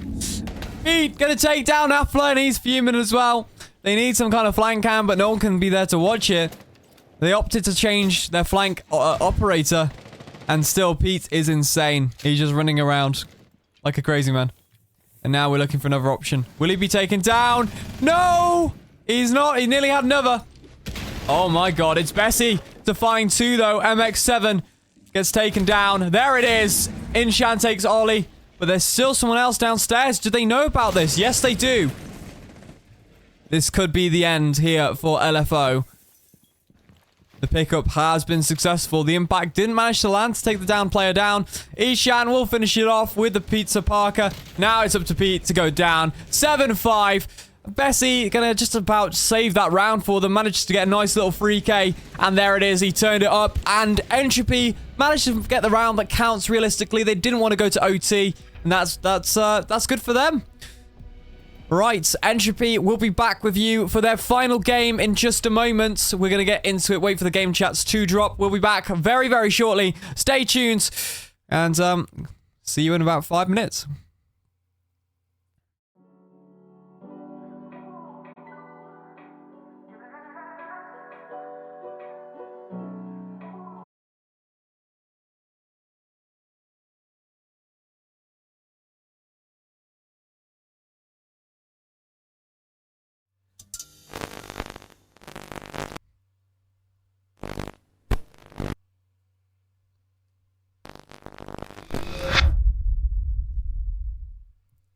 Okay, welcome back. We are getting into our final game of today. Entropy will now be taking on MG Wits. I can't wait to actually see how this one goes. I haven't really seen this roster play, but it is going to be interesting. Let's take a little look and see what the bans are. They're actually already done, which is crazy. So we won't have to do them live this time. But yeah, let's take a look at the bans. Alright, the bans are in, and we'll take a look. Bank will be banned first. It will be Entropy starting off with the banning phase. Nighthaven Labs to follow from Wits. It's Consulate to be off the board. Entropy will ban that one. Skyscraper for MG Wits. Border for Entropy. Lair for Wits. Clubhouse for Entropy. And it will be Chalet banned for Wit. And of course, all the maps that have been played tonight have been banned. Nighthaven Labs and Chalet off the boards. Chalet was a potential candidate to be decided, but it is Cafe Dostoevsky, meaning we're going to shift back into a bit of an interesting playstyle. Top to bottom sweep is pretty much what we're doing here, so can't actually wait. Can't wait to see how this one goes. As well, Entropy starting off an attack, so that's going to be interesting to see how well, you know, their attack kind of didn't work out well from the last game at the end there. So they nearly fumbled the bag. So we'll see exactly how their attack will commence for this Cafe one. I think Cafe is very favorable in the situation where you need to be able to attack, and you'll definitely fall short if you can't do it well. But yeah, let's take a look. We'll be back in about a minute's time, and we'll see exactly where we're starting. Here's a little bit about ESA's seeding. If you guys don't know, take a little look. This is the structure and formation that you'll have to follow for ESA Qualifiers. ESA Cup Season 9 will be brought to you on September 23rd, from which teams will have to fight for their share of the €2,000 prize pool. Unlike the past few seasons, there will be a total of 16 participating teams which will all have to make it through our qualifiers in order to be a part of the competition. 4 qualifiers split over 2 weekends at the end of August and the start of September. Teams play in a single round-robin format with randomly generated groups of 4 teams each weekend. The earned points are then summed up, which will give us the top 16 and qualifying teams. Your performance in the qualifiers will be more important than ever before, as your standings in the qualifiers will heavily impact your seeding and matchmaking in the competition.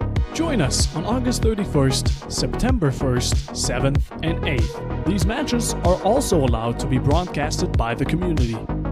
The 16 qualified teams will begin with a Swiss system featuring all best-of-3 matchups, including elimination matches with unlimited overtime. This leads to an 8-team double elimination bracket, also in a best-of-3 format with lower bracket matches having unlimited overtime. The grand final will be a best-of-5 with unlimited overtime, crowning our Season 9 champion. We are excited for the 9th season of ESA Cup and hope you are too. Join our Discord server for more information and feel free to contact us with any questions. Registration for the qualifiers starting August 31st open now. Don't miss out. ESA Cup Season 9 will be brought to you on September 23rd, from which teams will have to fight for their share of the €2,000 prize pool. Unlike the past few seasons, there will be a total of 16 participating teams which will all have to make it through our qualifiers in order to...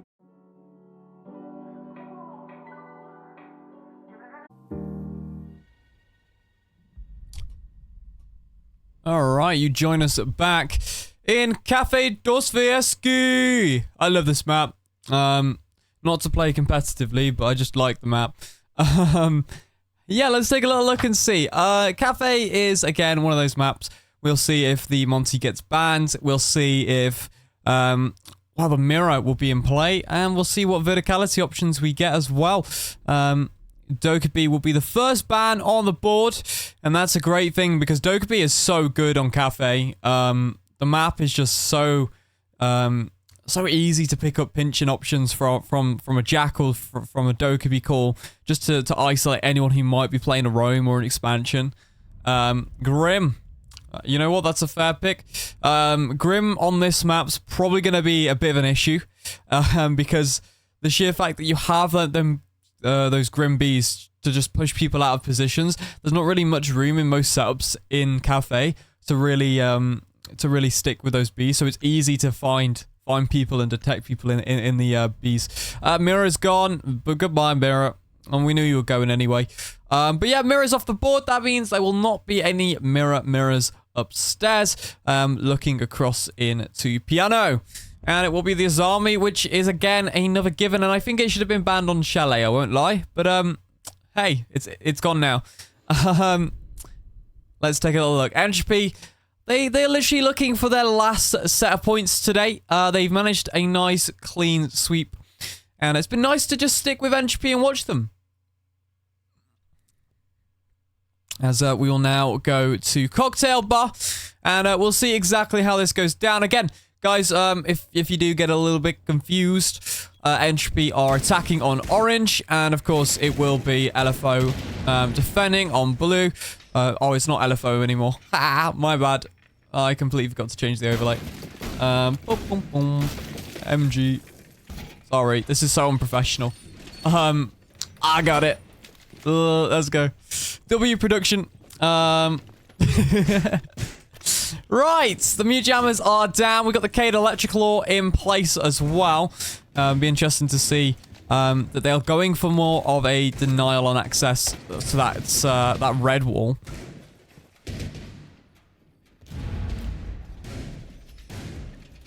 They've done the left panel, and they've left the other one soft. So pretty much they're like begging them to open the soft one. Nah, that's all right. The setup looks good, and let's see what the attack has in store. Brava, though, is in play, which means nothing electronic is safe anymore. Unfortunately, Ishan likes his Brava. It's always going to be on the board, and that's why a lot of teams ban it off. It's always being played. It's definitely a necessity in the strategic ways of Entropy. We should find a lot more action kind of like in this round as well. It should be a lot easier to see most of the kills and deaths because of how close together everyone is forced to play. And we'll see that Bessie... we're playing, I like the Sophia. It's better for Cafe than the Ash because there is extra utility on it. Oh, we've hit a Nomad jab. Not able to get through there. Who was it? Oh, it's I don't know his name. It's Boons, I don't know. Buin? Well, I don't know. We'll call him Buin. I don't know. I just know Ishak, Vasi, Blacklist, and Shinji because of the Kaizen roster. Some of them on there anyway. Oh, look at that. Blacklist. Gonna take out Ishan. Beautiful to start with this Team Wit. We know the Wit roster's good. Like, we know it's gonna be a good roster. This is kind of like the game that I was looking forward to. LFO was kind of like a wildcard game I wasn't too sure about, which actually, like, was a good game. It just didn't feel like it at the start. And then, of course, the first MG squad, the QUQ. Oh, Afla. Oh, look at that. We got 2 as he enters straight into Cigar. Beautiful from him. Wing goes down. Ishak as well. Vasi, Blacklist, and Shinji. There goes Blacklist as well. Can we find a pick? There it is. Beautiful. Sophia's gone. Vasi takes down Bessie. And now it's a 2v3 situation. C4 going to come through the hole that was just made. Has he activated it yet? No, it's just a bit too late. But it will be Nomad to find Vasi off the board. Now we are looking for our final pick, but it won't happen as Rise will finish down Shinji. And that would be your first round. Entropy got in there so quick. The Cade might not be the play, though. Not too sure. We'll see how successful that Cade is, because they do manage to just get that wall instantly anyway. So I don't really see, like, the benefit of that Cade Electroclaw in this sense. But we'll see if it does work out for them. But we are going back to Bar and Cocktail. And this time, we look to be playing more of a C4 trap. It might be a Valkyrie to play below. We'll see. We'll see how much... We'll see how much they go for it. There's 3 C4s on the play. And it will be 1 shield there as well.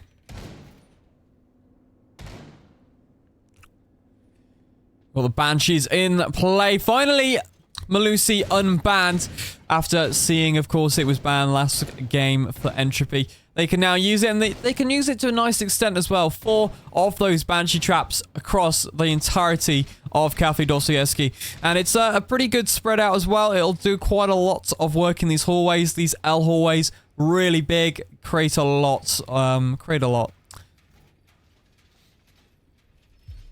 Right. Take a little look at the attack. We have a Thatcher on the board this time as well to make life very easy. The Bravo will stay, and the IQ's there as well for the Valkyrie. So it's very focused on denying electronics here. Look at it.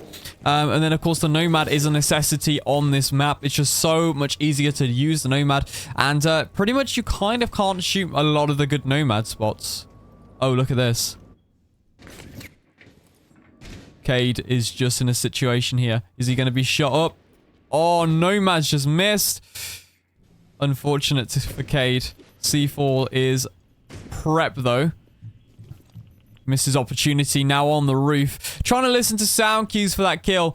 But I think the C4 should be played mainly for them drops, which you can clearly see is the plan of action here. Bringing that Valkyrie in from just a player's point of view. Oh, they've already shot it down. The Brava is trying the best to take those Valkyrie cams down, because the only real person who knows where they put them is Valkyrie. And that's kind of like the counter here. Like, oh no. We're getting spotted from my own Valkyrie cams, unless they get on the cams and find them. Main cam has been taken. And that's the thing with Chalet. And it's very similar to Cafe in that sense, that you've got that main cam, but that was risky from Bessie. Gonna throw that EMP in, nearly dying in the process, but it means they can open up the wall. Oh my god, a double Nomad jab. Buns will find out Rai. Missing the opportunity to find another one. Shinji will find Bessie. After Bessie does make sure Wins goes down. It's still a decent situation for Entropy. A 3 versus 4. And now looking to try and execute. We have Afla. Feet on the ground. Looking to push through either Cigar or the main breach here. But he has someone to move. Let's see. On stacks here, though. That's the issue. Can he manage to move someone out of the way? C4 out. Won't manage to land. But it is tricksy to find one. Blacklist goes down, but look at the angle. Ishak will find Afla. 2 of them on both on white stairs. Oh, wow. It's Ishan to take down Vasi. Just out of nowhere. There's another. Ishan managed to make something happen. And the last player on the staircase. Plant's going to go down. Where's the C4? Not alive. Oh, and it's Ishan to finish off Shinji. They knew he was off-site somewhere. Managed to finish it off, and a very nice pick at that. 2-0. But we know Entropy's quick leads can easily dry out. And so, I mean, MG Wit are still a great side. So we'll see exactly what they can do. I believe it's the Kaizen roster that has taken... that is now in the Wits. I believe that is the entire roster, basically. I think they've just rebranded. But that's what I remember some of these from. I believe, anyway. Don't quote me on it, but someone can correct me. I know Muzzer probably will, if I'm wrong. Tachanka! Hello, Vasi. The Lord is out. Lord Tachanka. He has his shield. We'll be backed up by an ADS. And I'm surprised we didn't see more of that on Chalet, these ADS and one my disc setups. Especially because of how much had to get destroyed. But yeah, I guess we are not really opting to bring the Flores anyway. But yeah, everything's pretty standard here. Big Bake being set up, single wall, mute jammer. We've got a few ADSs going into play there as well. Alright, let's take a little look and see. It is Ishak. Oh, I thought he was actually going to land something there. Imagine if he just got that one tap. That'd be beautiful. It's Afla, though, who's going to go to the roof. He's got Jackal in his he's going to be able to track quite a lot of people. Mainly looking for that Vigil, though. He's currently on red stairs. He's trying to find the option here to take a pick. Can he do it is the question. He might be able to. Bessie gonna find Wins, but it is just a missed opportunity. Never mind, Rise will take down the Vigil. I don't know what Vigil was doing there, but wow, look at that. C4 missed as well. Rise might be able to get revived here. You gotta be careful. I don't know if the angle's watchable. No one's actually watching it anyway. The revive will happen. They've been very cautious to keep him alive. They need his nomad jabs. Still has 3 in the pocket that he hasn't set up. Yeah, it was a really good situation. I don't know if he knows he's downed him. Like, I know he tried to finish, but surely he'd just wait for the... Oh, he does. Okay. Surely he would just wait, right? That's what I thought. Blacklist will take down Rise. And there you go. At least he got one of his nomads down.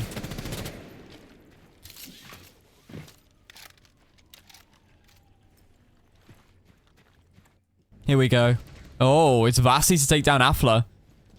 Entropy losing manpower this time. I'm waiting for the Lord to start throwing his fire, but I think he's in the wrong sort of place. He's kind of more so on the backside here. And now they are forced to take this gunfight with Blacklist. I mean, Ace has a Salma charge as well. Oh my god, Blacklist! Such a powerful position right now. Down goes Bessie. Ishan to take down Shinji. They could do something here together. I mean, Trixie just needs to wait until Inshan can do something, right? He just needs to literally take the Jaeger off. Surely Jaeger knows. He doesn't. Oh, wait a second. I was gonna say. The Lords has took him down, though. Shots fired. He nearly hit that one as well. He's going to rotate the hall, though. And this is where it's massive now. He's letting them revive. The plan going to go down now. But it doesn't matter, because Vlasi's finished it off. Nice little pick there from Tachanka. Very easy setup to kind of exploit there for Entropy, but they couldn't get that plant down. That's unfortunate. They didn't know exactly where the Lord was, and he just about managed to do something. I thought he was going to throw his flames across the room, but he didn't actually use them. He still had all 20 of his flame rounds in his pocket.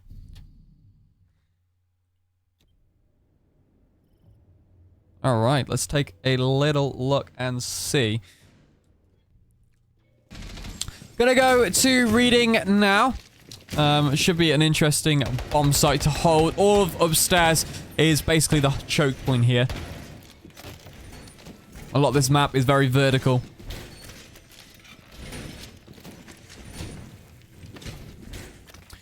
And we shall see the Legion setting up those fee holes as well. Basically just turns A bomb into the same as B bomb. Makes it very accessible. Makes every line of sight non-existent.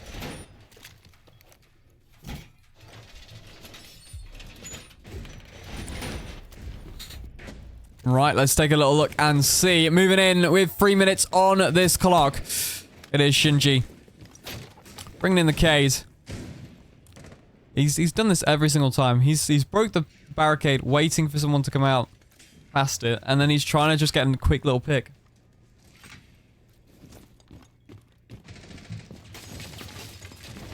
Oh, no way. Does he land this? Ah, he's too slow. Shinji, bit too slow. Yeah, I don't think he wants to waste it. I think he just kind of like... He thought maybe they'd sit on the window for a little while, but yeah. Straight to the roof is what is the whole aim of Cafe. Get through the roof. Sit on the windows. I think that's why a lot of teams kind of hate Cafe, because it's a completely different way of playing the game. Like, a lot of teams try to relate it to certain maps, but it's very, very different playstyle. Shinji with a C4 in hand. A very slow attack from Entropy, but we know that's what they like to do. They like to take their time. They normally do it with efficiency, though. But we saw a few attacks that weren't very efficient before. Here we go. Salma's coming in, but it will be Affler to go down. Burns will find the pick, but it's a refrag from Inchan. Messi to find one. Ishak goes down. 3 versus 4. C4 deployed. Can't find anything. A wasted C4 does get shot at, though. Now he's alerted. Bessie on the window. C4! Vasi gonna take down it. Oh, Ishan is down from a perfect C4. Those Valcams in a bit of a bad situation. Sadly, Affler off the board. Not able to do too much there. And, yeah, that's the only issue when your IQ goes down as quick as it did. But it could have just been a random C4. I'm not too sure if he had intel. But, yeah. Legion is just playing this pillars. And it will be Shinji just holding this hatch as well. Vasi just waiting for the descent onto bomb site to happen, really. And they don't have that. They don't have much vertical to play with. And that's kind of concerning. Because they kind of can't force people out of situations now. They've got nothing to use for vertical.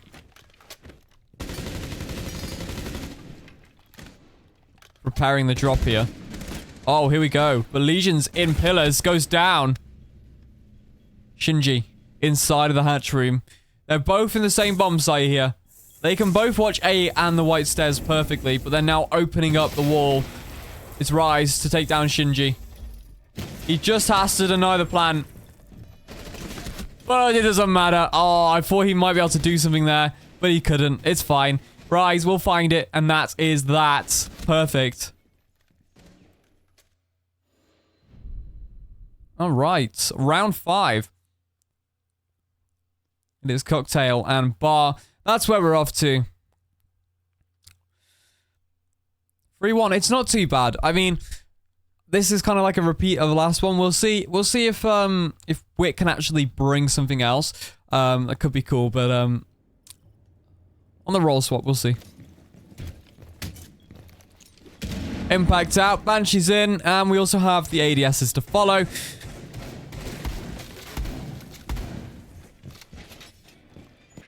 I mean, Entropy's really good at controlling the game pace. I think Wit has made some really good plays, though. Like, the C4s are brilliant. They take out key players instantly. And I think that's definitely what's in their game plan. Let's get some C4s going. Let's do it. And they have been very good at that. I must give it to them.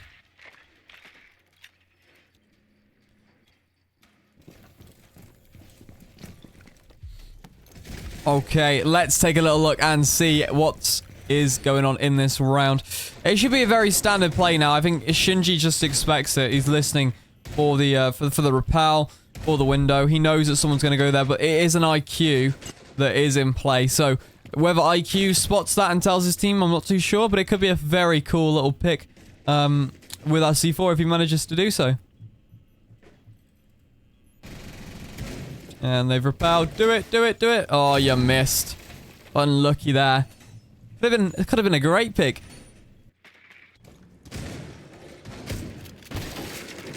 Alright, all the hatches are open. Nomad Jab sets up. We have 2 minutes on the clock. We're going to repel to the windows.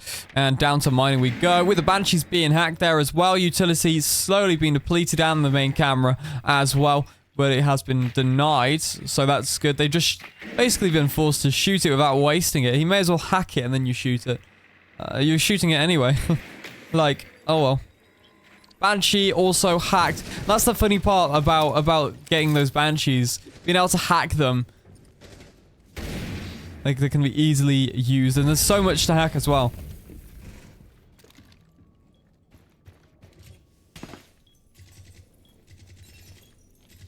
One minute 30 on this clock now.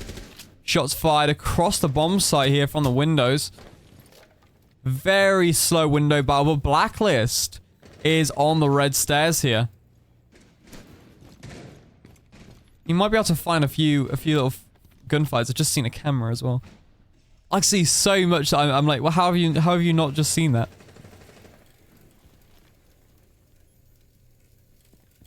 They're very, very concerned about these repelling windows. But yeah, Trixie just kind of slowly pushing through. Has a shield to deal with, which might be an issue. 50 seconds here. They know someone is on Cigar Stairs, but it will be a pick for Blacklist. Oh, we won't be able to find it though. Bessie takes out Ishak. Blacklist finds Ishan. A 4v3 situation. Bessie with low HP. We'll find a diffuser to pick up from Afla. How do they get into the site is the question. Flash is going in. Flash is going in. Afla finds one. I mean, this is going to be crazy if we can find something. Afla really looking for something here. Going to be shot from behind. He knows he's going to go for Cigar. Oh, this could be poor. Finds, oh, misses it as well. Goes to blue stacks, finds him as well. Plant's gonna have to go down. Vassie trying to find the diffuser. He's looked the wrong way. Oh, but it's unfortunate. It doesn't matter. It's gonna get diffused. He plants just in the worst spot possible. But yeah, he probably wouldn't have had enough time to move it in a better place. So yeah, 3-2. It's where we're at. Entropy just dropped 2 rounds, and here we go. Can Whip make it 3-3 roll swap? That could be interesting to see. And they still have their defensive half to play for Entropy. And it's okay. I mean, if Whip can attack as well, that'd be amazing. Like, it's going to be a great game if they can. And they could possibly steal some points here off Entropy, which is even better, to kind of just secure, like, a spot or like, secure some points in that table bracket. But yeah, let's take a little look and see. It will be the Goyo in play.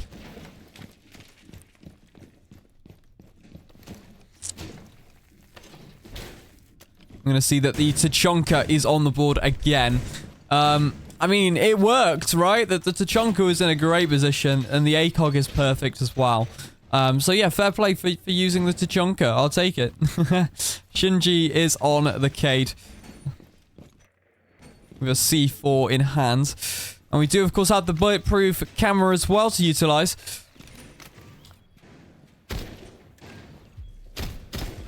Just going to be setting up those head holes. which are really good to just deny anyone from accessing the front door, really. A lot of holes you're like, well, why have they been made? And then they just really work. They work well. We can rotate as well into freezer. And that'll be for anyone, that'll be for the Tachanka. Anyone playing in Christmas Tree. But yeah, there's the external wall already opened as well. And the cam going to be sent in. Drone economy already pretty much used up at this point. We've got 4 drones destroyed.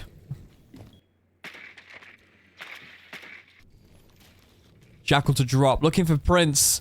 See if he can find anything. No, am I going to sit those jabs up so there's no more flanking. They've had a lot of flanking issues in this game. But they have been dealt with quite well. It's just losing those gunfights. Like the Jaeger previous rounds was just sat on the red carpet staircase, right? 1:50 on this clock as Affler goes down to white. Bessie starts on verticality. And it looks like Trixie's going to start making that wall a little bit bigger. It's a good angle, though. They can completely see outside, so you might as well open it up.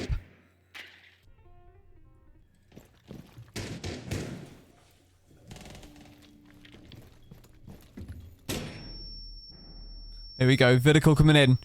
1:20. And the flashes. Oh, it's beautiful. There's one. First blood. Oh, he's managed to cook it, actually. The Ash going to take a little bit of concussion there. But it will be Bessie to find one. Vasi goes down. Ishak to take down Vessi. 3 versus 4. Win is literally 2 HP.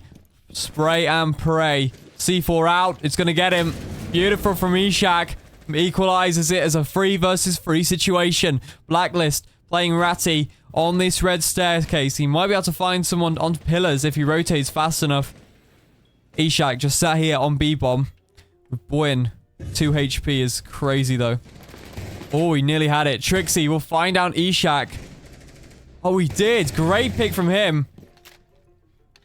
Just waiting now to take this Jackal as well. Who's now going to just push in slowly. The Ash has got to take a one-on-one with this Blacklist. Oh, beautiful from Blacklist in the hatch. Caught him off guard. Hatch was closed, so he has to rotate down. They're just playing the time, waiting to hear that plan. The bait comes in. All he needs to do is land one bullet on that Goyo and he's down. But he can't do it. It's unfortunate. And there we go. Great defensive rounds. Perfect there from MG Wit. Such a good time waste. And yeah, they're just... Entropy fell apart. A good C4 made it nice and equal as well. The vertical pressure then got another. So the fact that MG managed to get someone off vertical gave them 2 lives to take. That's perfect. Cocktail Lounge is where we are off to. And we'll see exactly what we do with that as well. As the role swap is in, that means we are changing our roles. And it will be now MG Wit who starts off their attack. Entropy on this defense. And yeah, looking good to start off with. We'll see what Entropy have in store for their defense. And we'll take a little look. I'm going to double reinforce both of the walls in Cigar. We also got a Cade on this board, so interesting to see. Very similar setup to MG Wits as we do open up and make the bomb site a little bit more visible to these lines of sight. And we'll probably put a shield down as well. We do have one. Looks like Warden. Just going to be making sure that the plant spot is completely opened so they can see all the way through.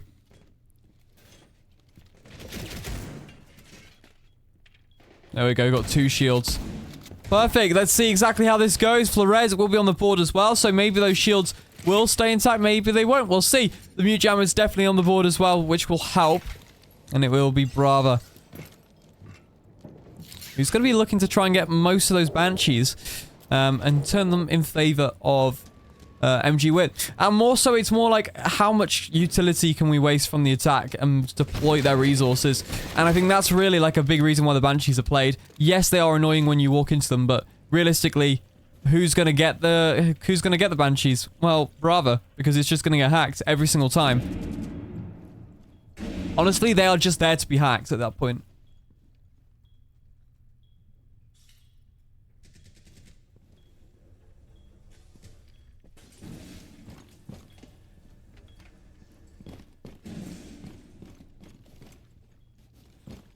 Afla has the impact, sees if he can find an angle. Oh, just nearly caught off guard there by the Nomad. He's now going to repel. He might go upside down. Not going to try anything there.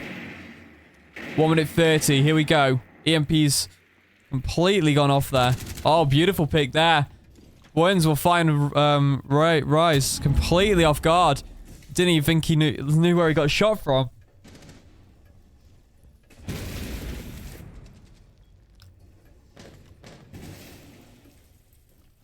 One minute 13 on this clock. Very slow as well here from MG Wit. They're slowly just making sure that utility's been destroyed. Can't quite get that Flores drone though. Gonna try one more time. And it comes. Oh, but it's Afla to take down Wins. Forces the gunfight, makes him move. Oh my god, but it's Bessie with a shotgun. Gets the refrag though, stuck in the Banshee. Will be shotgunned. That's the perfect part about that Banshee. I don't think it needs to be hacked, but it hasn't been. Low HP though. Ishan down.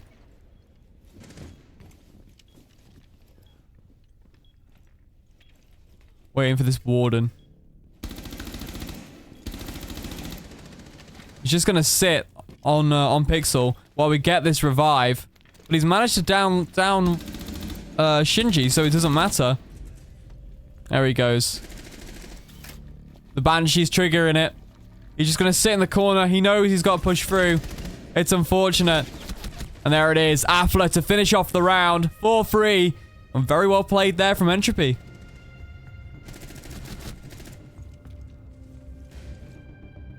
Alright. Round 8 is where we're off to now. And we'll see as we go to Cafe Dostoevsky.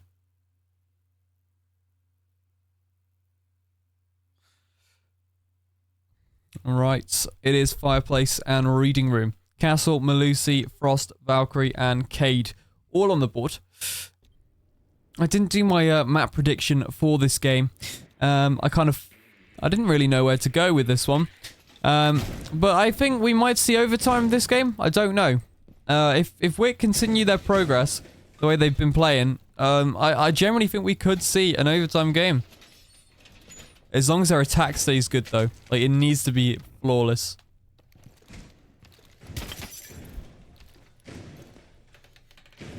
You can see the frost mats being deployed there as well. The castle on the board's nice.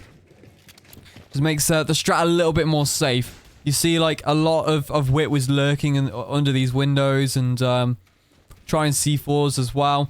I had a lot of opportunity to try and get a few picks on against Entropy. Now this window's fully, like, sealed, so they can play on this white staircase. And, yeah, it's pretty good. Pretty safe. Yeah, see, they've also done the mining double. I think he's gonna move it. Yeah, it's meant to go upstairs, apparently. There it is. It's going on the double one, but he's gonna be quick because Buck is about to pop all the hatches and drop. Here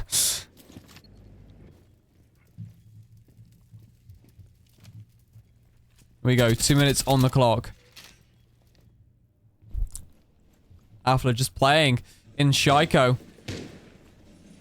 Just waiting for that opportunity to cause a little bit of problem. Vertical going to be shot up here as well for Ishan. Just going to make sure that, that door, if it gets taken, is protected and well watched, which is good. That's smart.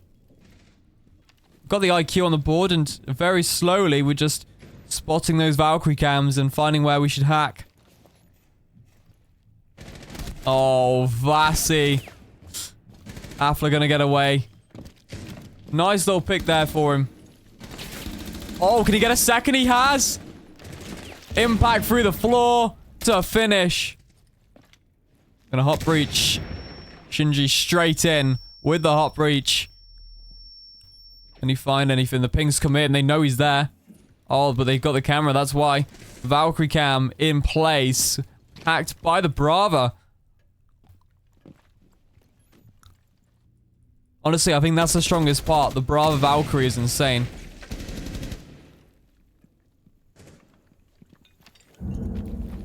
Gonna open up through Wash. Trying to deal with that shield's a nightmare. Blacklist will take down Affler though. Finally, his reign of terror is over, but it's fine. Ishan takes down Shinji. Now looking for another, as it is Blacklist to wander straight through this. Oh, beautiful from Blacklist, as he'll take him down from Cigar Lounge. And now it's a 1 versus 3. Proxy going off, Banshee going off. Trixie, Bessie, and Rise know exactly where he is. Blacklist in a bad situation with 30 seconds left. Might see another round go down here.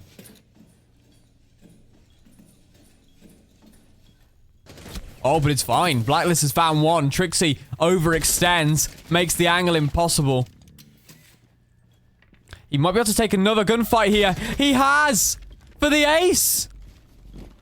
10 seconds, though. He's got to plant.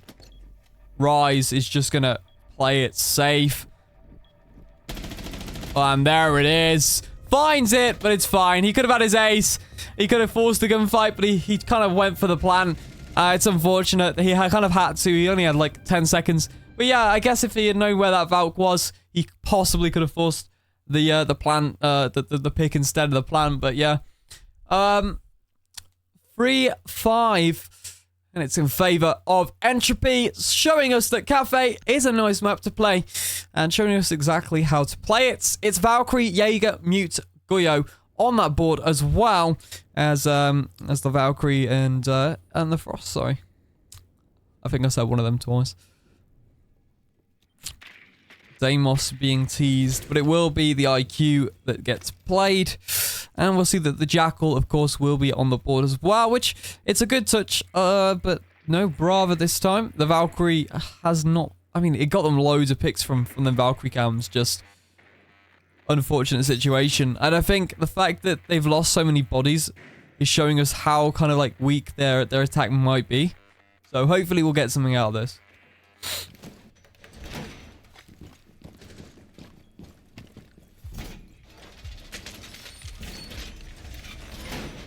Okay, let's jump straight into it.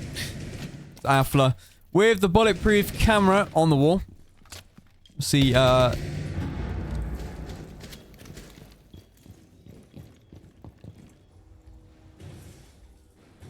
Twins might have an opportunity to try and flush out. I believe it's Frost, yeah.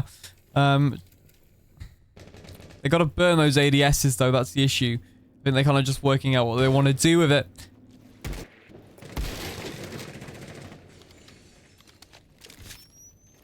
Possibly looking to drop now. No Nomad on this lineup, this roster. I don't really think they need it. It's just,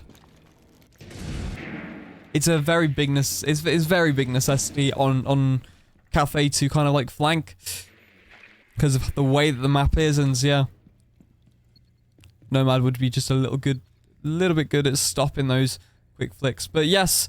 IQ scanning away to see if we can find anything of use. A lot of Jaeger ADSs have been found there as well. But still looking for those Valkyrie cams. They can't hack them, but they can go shoot them if they're on that soft floor. Or if their teammates nearby. Vasi gonna lose the cam. That's unfortunate. But yes, Goyo gonna be playing behind the bar area now. Drone economy now is lost, or we lost 4 drones.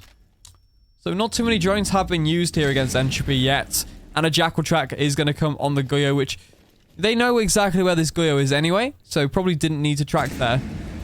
Maybe needs more so to track when they're going under. to flush out this Goyo and put it into some pressure. We're still taking quite a while here. These Flores drones being utilized to take out as much as possible, but it won't happen because the Goyo has just shot it up.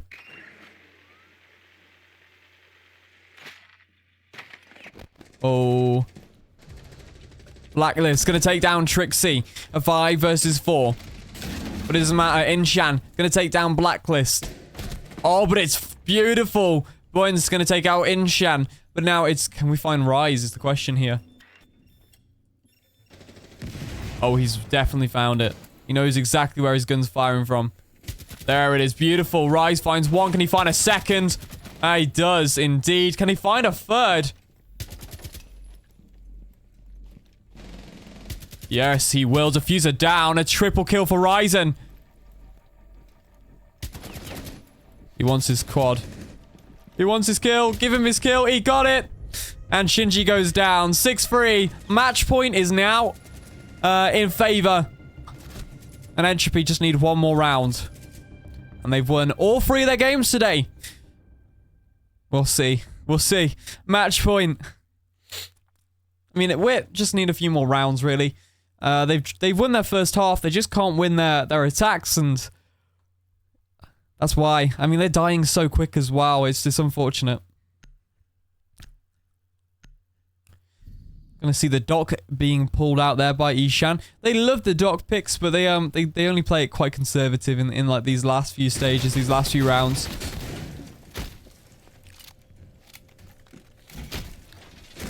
We got the book on the board as well. The book, the Nomad, the Flores, the Ace, and the Ash are in play.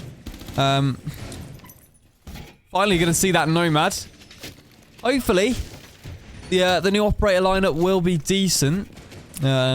Hopefully they'll be able to pick something up with this one. The Banshees are gonna be there. No op to be brought to hack them. But yeah.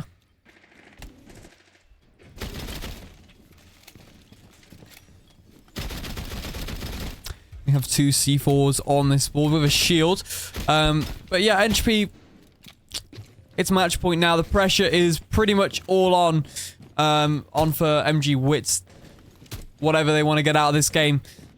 Let's hope it's good. 2 minutes 40 on this clock. Vasi. Well, everyone going up to the roof at the minute. Oh, we do actually have someone to hack it. Oh.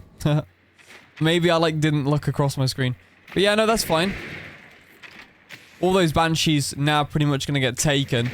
Which is brilliant there for the attack. They don't need to worry about them. And I think that's what they kind of had an issue with.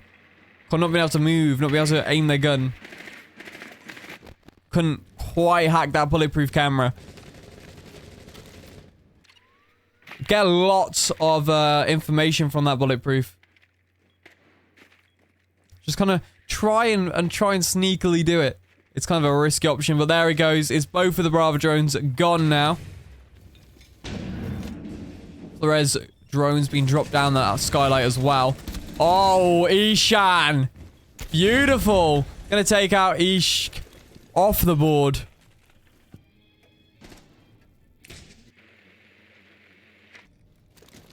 Vasi looking to drop. I mean, they got key information here. He's just about seen him. But he can still heal himself. There it is. All the way back up. 144 HP. He might go for a repeat. We'll see. Vasi taking a lot of damage in that one, though. One's with the MP. There is a Nomad jabber straight away. Shinji will take out Bessie, but the shotgun comes out from Rise. C4 on the door. Unlucky. Gonna be shot out as well. Vasi. Gonna find it, but oh my god, Shinji! Gonna come off, but it's fine. Trixie finds Blacklist. Gets refragged by Vasi. 2 versus 1. Afla wins these, I think. 40 seconds on the clock. And, you just gotta hide from the information, really. Don't let that drone find you. I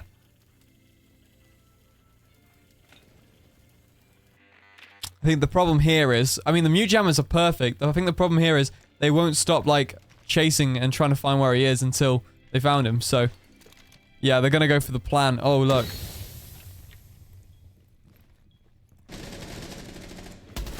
There's one. It's Afla. He just needs to chill out. Just needs to buy some time. Down the stairs he goes. And now he can play below. Is that hatch open? It is, but he's not going to do it. He doesn't know where he is. That's the game.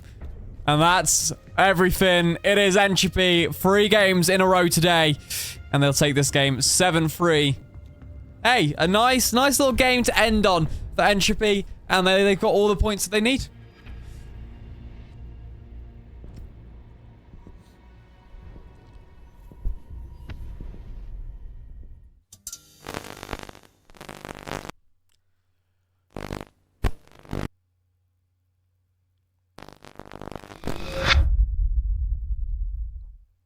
Well, stay tuned because we're probably going to raid the next set of streams. So there's still some games going on in this category, this group, and they are being streamed by the community. I'm the only ESA caster available this weekend for the Sunday games. So that's why I'm doing the main ESA cast on my own. But yes, go raid with the channel. We're going to go over in just a moment, guys. It's been a great game, though. Thank you very much for watching the Season 9 qualifiers. It's been great fun.